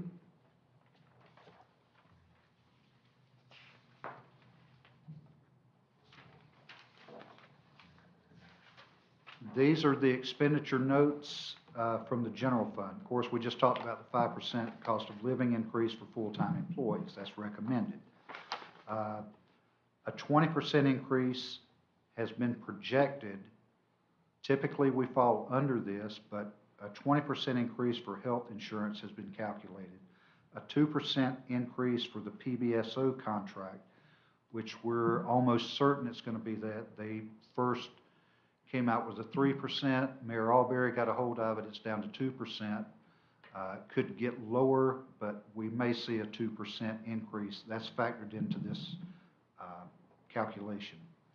There is a potential that we may see a 4% increase from West Palm Beach on fire services. That's been kind of looming over us for the last couple of years. We didn't get one last year, which we thought we may get. We're putting it back in additionally for this coming year just in case. $30,000 has been included for a small vehicle for code enforcement and for office use, for admin use. Now, what I'm thinking about is, I said new in here, but if it's possible to get a slightly used or some type of model or whatnot, kind of like a Prius, a hybrid type vehicle, I think that works well in town. Is it Tesla? Isn't that like 70 grand or something? No, actually, It's like used. no, actually No. talking, And we're talking about fireballs too. actually talking Ford Focus, they're 35. So, well, whatever a slightly used Prius or something along those lines would be, 30,000's been put in here. Yes, I may have to go up on that, but if approved. 20,000 has been included for IT improvements. Tony, at some point, Pastor Cato will be up here to talk about those. And I say 20,000, that may be way over what he has in mind right now, but we need to seriously give him our ear when he talks about the age of our servers. And that is one thing, Tony can talk you in circles sometimes, but he has my attention because that's something we don't want to fool around with and end up with a security threat and get our files hostage and all that and have to pay some ransom. We've calculated for a new full-time position in Public Works. And when we talk about beautification projects, whether at our park or on the Boulevard or Australian, you know, we're looking at labor, and this full-time position, it would be half for Public Works and half for utilities as needed. We're also going to propose in there that some of these part-time positions that we've had that cover the weekend, those positions go away, and we still get the weekend coverage from the full-time people by altering the schedule, say like a Sunday through Thursday and a Monday and then a Tuesday through Saturday kind of arrangement. Okay, so that's in this budget. There's an additional $15,000 for a total of $30,000 included for storm drain maintenance, and that's probably going to be the hill section area per van. Van's method is we have 3 areas that we need to clean. We clean 1 year, we do 1 area, 2nd year another area, 3rd year another area. The 4th year, nothing. That's this year. Nothing's happened as far as drain cleaning. Next year, we start the rotation over again. $200,000 has been added for repaving projects. That could be some of your transportation impact fee, but most likely that is your county surtax money, the 1 cent surtax money that you've been paying into for years. So you do have some funding mechanisms in place there. $25,000 has been placed in Parks and Rec. For $5,000 for the Back to School Bash, $10,000 each for the 75th Anniversary Festival, and another $10,000 for the gala that we're planning. Those both would be in the new fiscal year. And when we talk about the Back to School Bash part of it, this year's event will be in August, so we have those funds now. That's $5,000 that we have. We're talking about August 2023 when we look at this budget. Okay, and finally on page 4, there is $36,000 been put or recommended for fencing and parking lot improvements at the park. So those are the notes, and as we get into the worksheet, do we have any questions so far? I'll take a quick breather at that point if you do. Okay. On page 1 of the general fund. No. Is everybody with me? When you look at the proposed budget for 22-23, you see that the tax revenue is completely the same as the approved budget for this year. When you look at the actual amount for 21-22 on the far left column there, you see that we're at a pretty high collection rate so far. We're not going to get much more in, but we'll make our 100% for sure. Most of the other line items are pretty flat. We have quite a few that are determined by the state. We feel like most of those will probably increase, but for this exercise, they're flat. They're still the same. Okay? We've done a little bit of tweaking in some things that it's just obvious we're going to be higher in.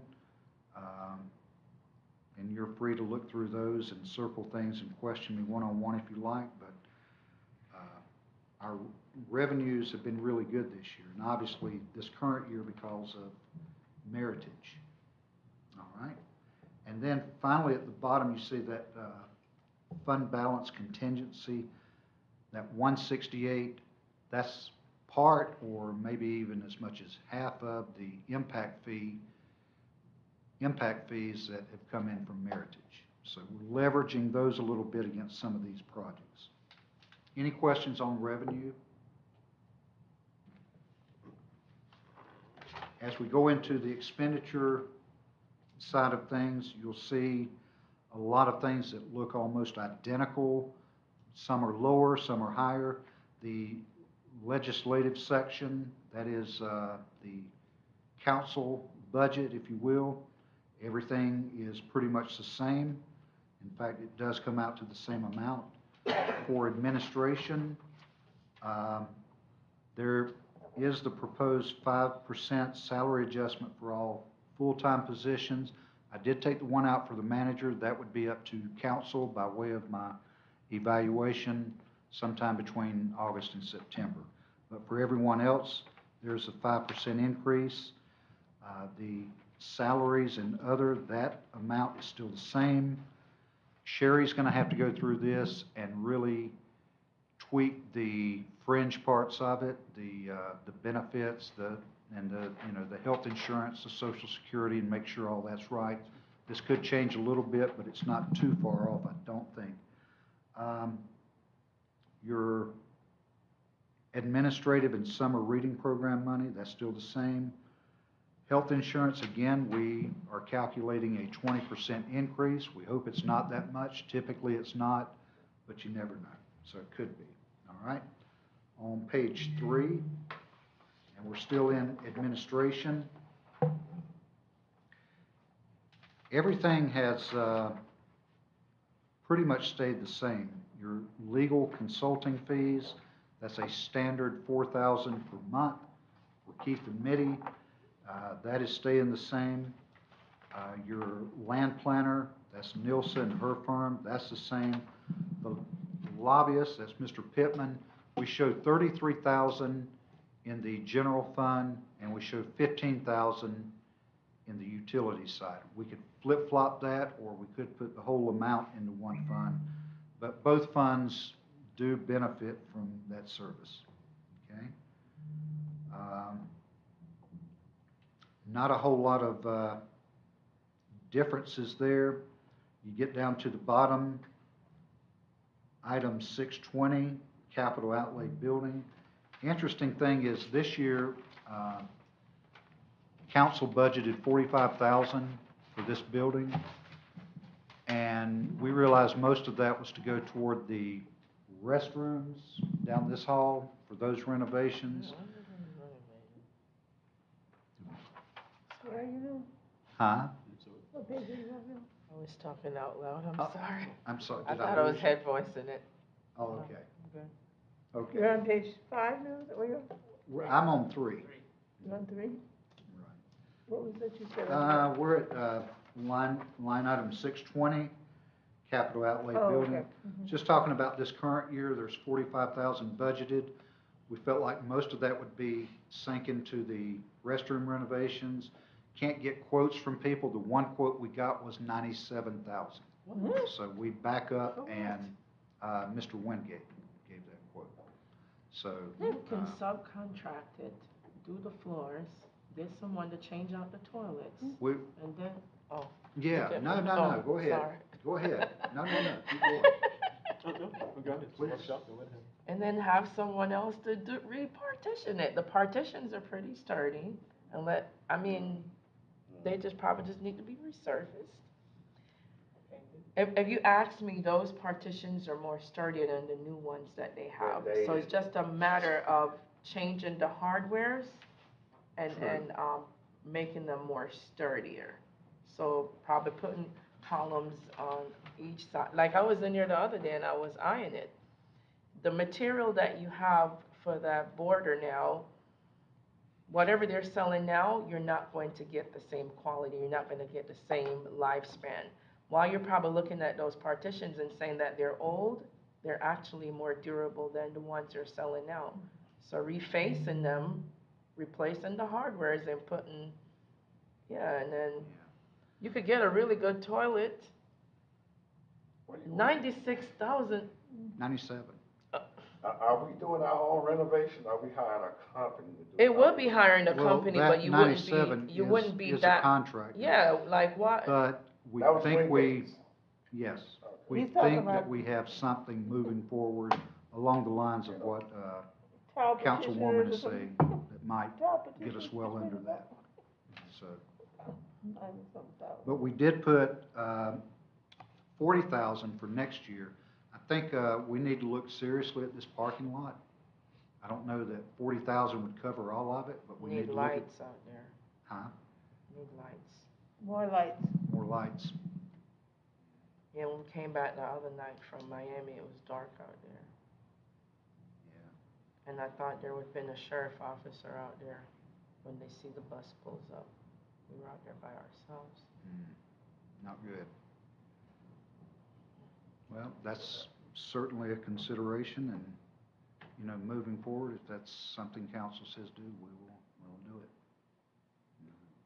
So resurfacing the parking lot, That's the what, thought. what was the price you had on that, 40?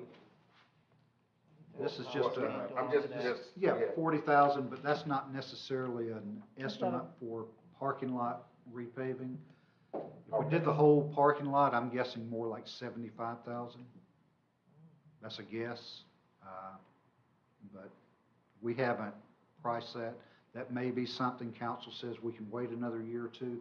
I do know some of these parking stops that we have need to be replaced, others just need to be painted, but some are crumbling right before us, so we do need some work out there. And probably there's some sections that need to be cut out and patched, if you will.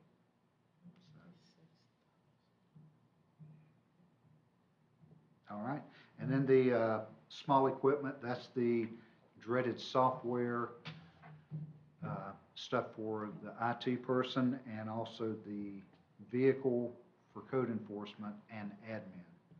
And I say admin with that vehicle, there's a lot of errands that we have to run. We're constantly running to consultants' offices to drop off materials and whatnot.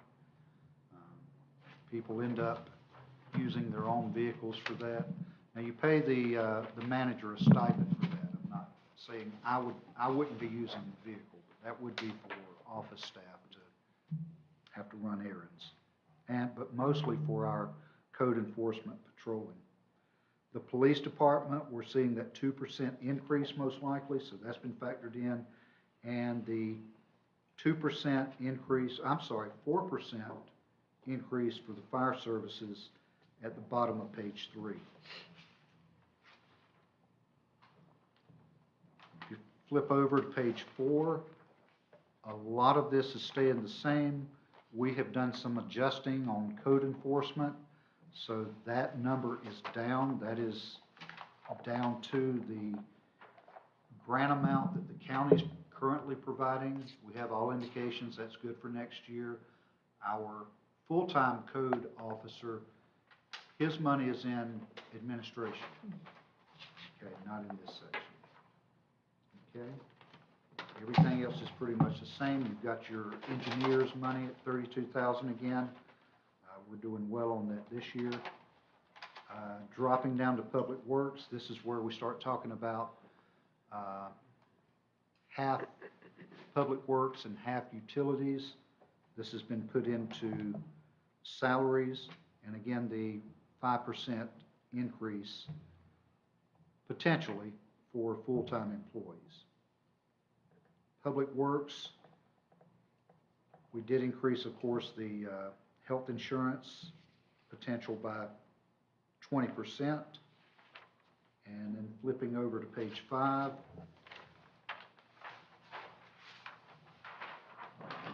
we get into some of the maintenance items. We pretty much left that alone. Janitorial supplies, we went up 1,000 just because things are a little bit more expensive. The NPDES, that's that money we talked about for the drain cleaning, that's $30,000. And then you drop down to street maintenance. The big item is at $200,000. That's paving projects, most likely the hill section. It may not run $200,000. but that's a number we put in there. And of course, your SBA loan and its interest. Sherry, that SBA loan is for Hill Avenue, I believe? Yes, Okay. it's for the drainage project. Okay. Parks and Recreation, we will be down to one part-time employee. That's the person that is covering the activities at the center. And the reason we're down to one employee is because we're consolidating two part-times into that full-time position, Public Works/Utilities. We factored in all the other increases as need be. And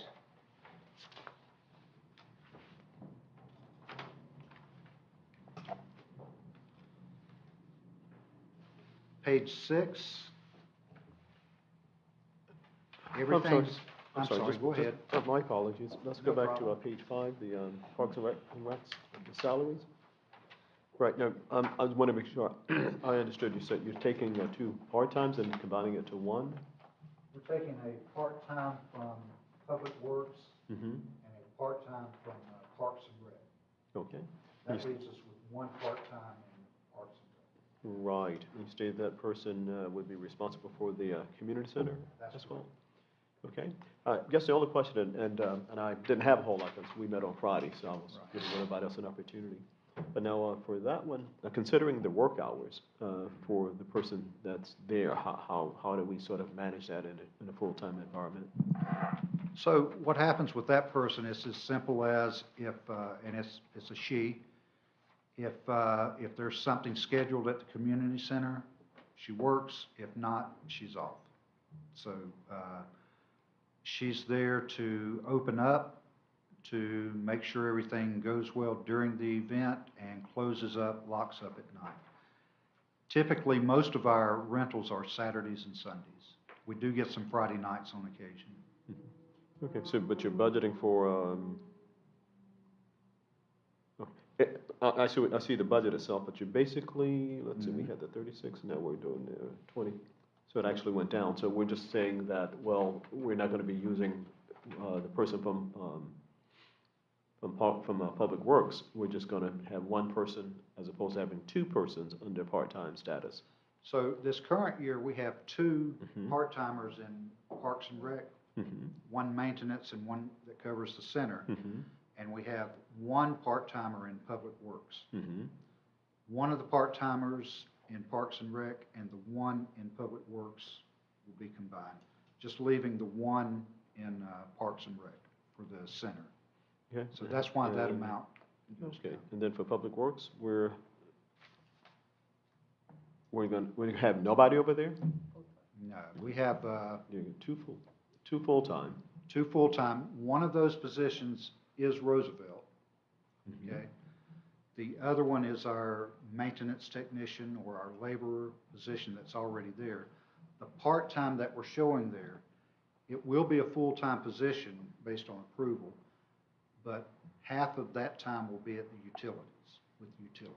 So it's kind of a hybrid where you go half-time Public Works, you know, cutting grass, picking up trash, doing whatever, patching roads, and half-time with utilities working on lift stations and anything that could go wrong with the sewer, et cetera.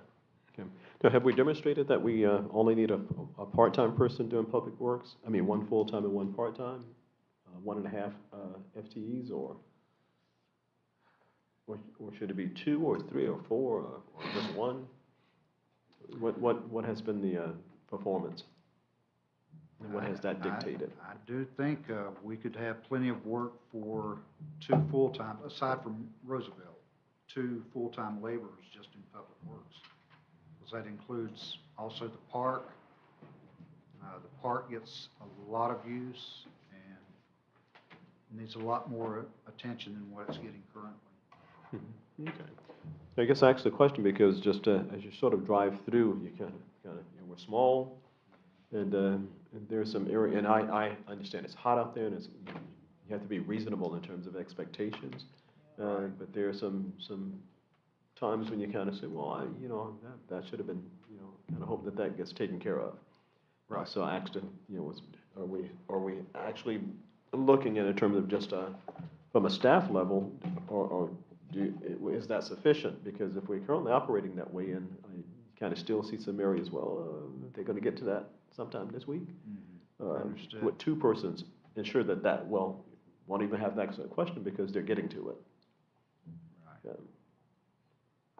It's a good point, and the clerk would also remind me that in this building, now we have janitorial services that come in every day, do a great job, but we also have things in the building and at the community center that need maintenance attention that goes months, years now without attention. So there would be plenty of work for an additional full-time person. Yeah, because for the most part, in at least this part of it with this, because for the most part, Roosevelt, his position can't even be considered for, No, in terms of just planning purposes. Right. For the maintenance and all of the landscape and yards and all of that. So we're actually looking at one person and a half person. So would 1.5 persons be enough? That would be the question. If we can answer it here tonight, just for thought. Okay. I appreciate the question. Yes. I also have a question on a couple of those points. Yes, If ma'am. we're looking for additional beautification for our corridors, even though the actual contributions may come from the county, the maintenance of that, we would need to have our staff available to do that. I think that's very valid. The county, if they do fund anything, they're going to be quick to say, we're happy to help. You can do whatever you want.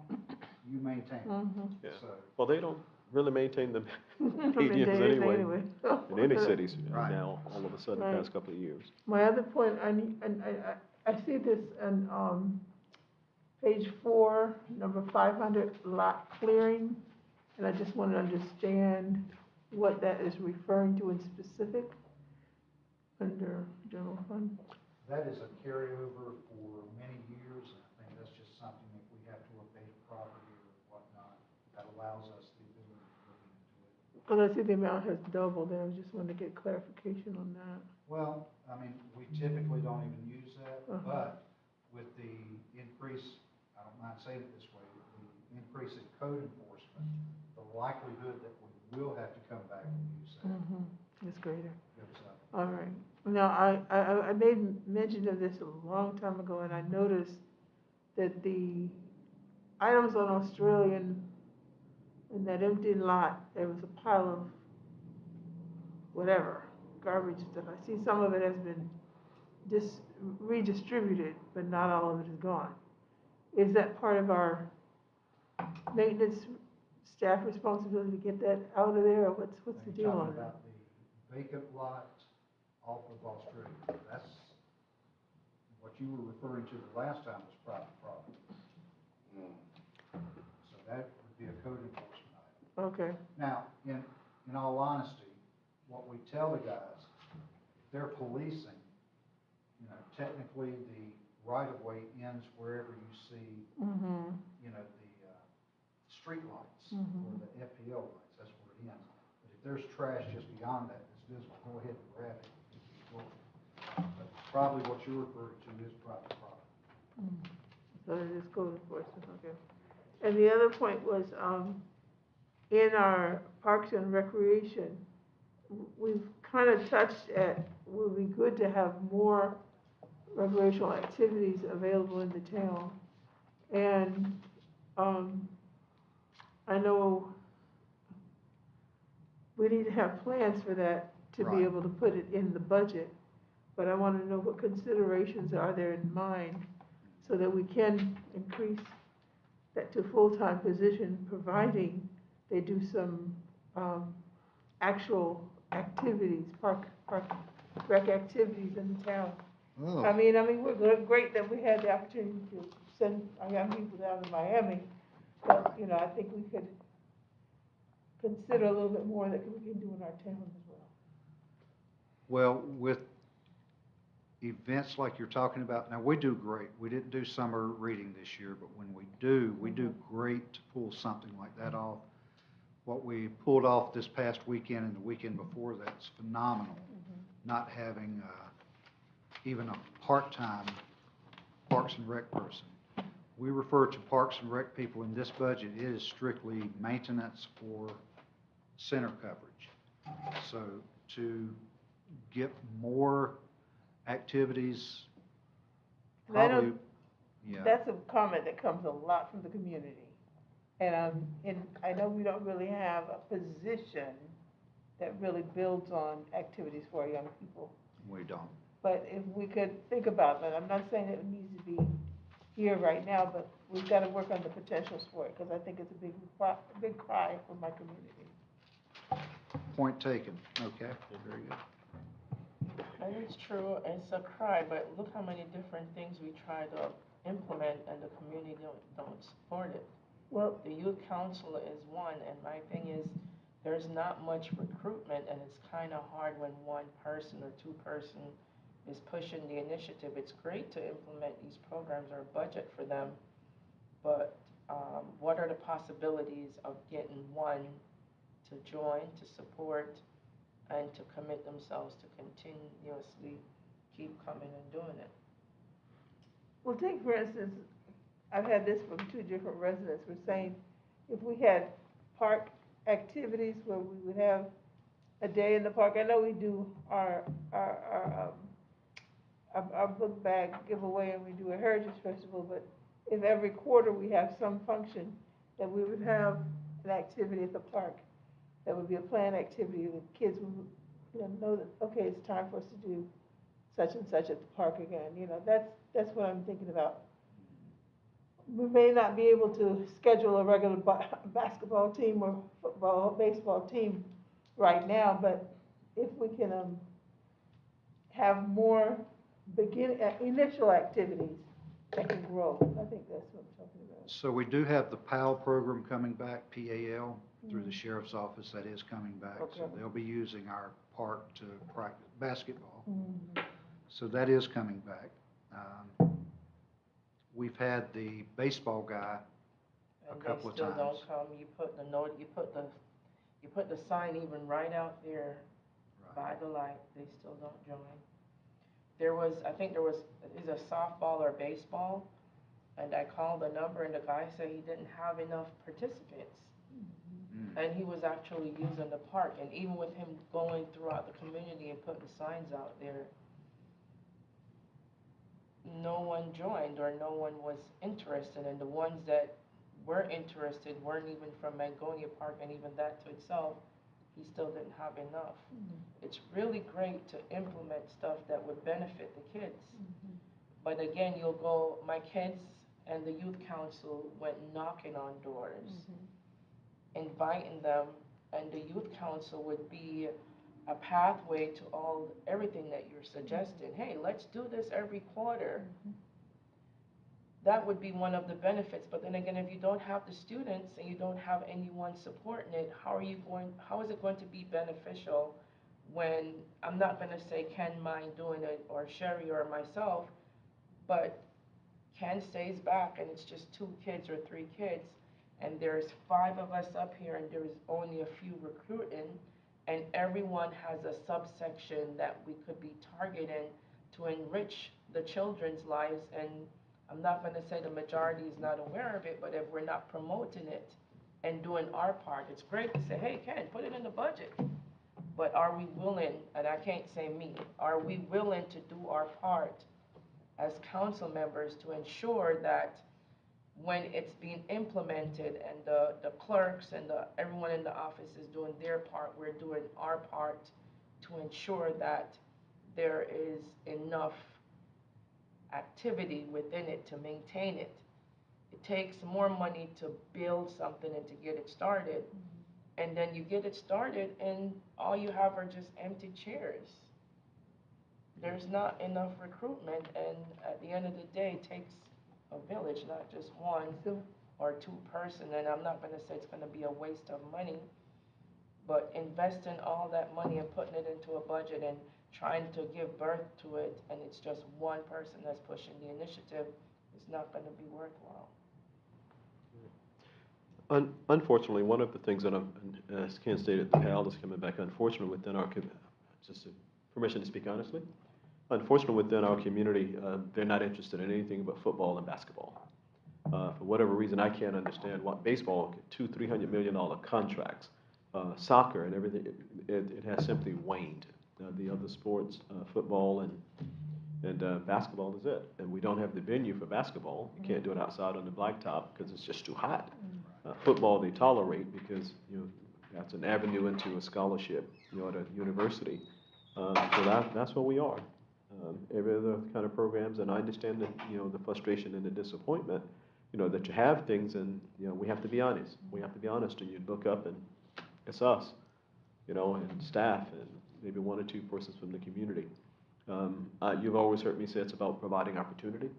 Provide opportunity, and if people don't, at least don't avail themselves of it. You provide an opportunity, but I think at some point, you kind of say, wow, it just isn't happening, and are we playing Bach, when we should be playing some P. Diddy, if you understand the symbolism? Because a lot of times the vehicle to get people is how you communicate it, and are we communicating properly, to get people to participate, or are we just in that period of time now where people just like, I got too much going on, don't have time. From a budgetary standpoint, I think we still kind of budget for events, and we kind of, if we don't have them, then of course, no harm, no foul. We didn't spend anything, but I think we still budget. Speaking of budget, one of the things that I would kind of consider, that if indeed, and then the numbers have to match, we're just kind of discussing at this point in time, would be tipping fees. One of the things for waste management, one of the things that I would hope to envision is that sometimes you'll drive by and you see tires and everything else, and we're looking for the owner, particularly along the rail corridors, like, wow, they dump beds and everything else, that we don't wait to do it. But we have to haul it away, and if we got 2 people out there, 2 sets of hands, we can kind of help keep the place cleaner. Because when you go out to waste management to take stuff, you got to pay some fees to take it out there. So if we can consider tipping fees, and I'm not versed enough to know what a good number would be. Maybe 15, 20, kind of. And if when we run out, we run out, and then we'll know the following year if that wasn't enough or was enough or whatever. I think we still got one of those old trucks that we could use to kind of do that, take things out, and when not all else fails, it's just been there too long. Public Works take it, and then we find the owner. We pay and chase, as opposed to trying to chase, and it still looks the same. Just a suggestion. Okay. What other things as it relates to the budget? No. Okay, I'm sorry. That's basically it. All of this deserves a lot of scrutiny and review, and I hope you will, in between now and next Tuesday, call me with some questions. I know you will. Actually, I got an assignment for you and staff. Howard is here, so Howard probably already have the answers to all of these. I'm sure he does. Ken, Okay. I do. I have a question. Okay, right ahead. I guess I want to revisit what you had said earlier about Absolutely.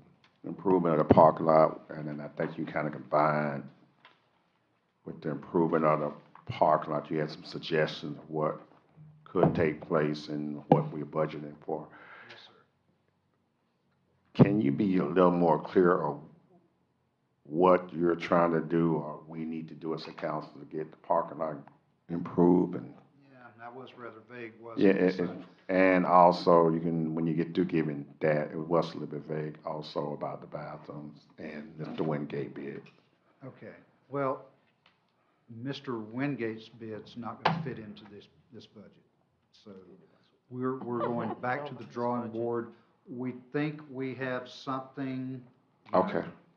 that we can bring to you and that you'll be okay with for a lot less money, and maybe even, I don't know Mr. Wingate's work, but this might even be a better product.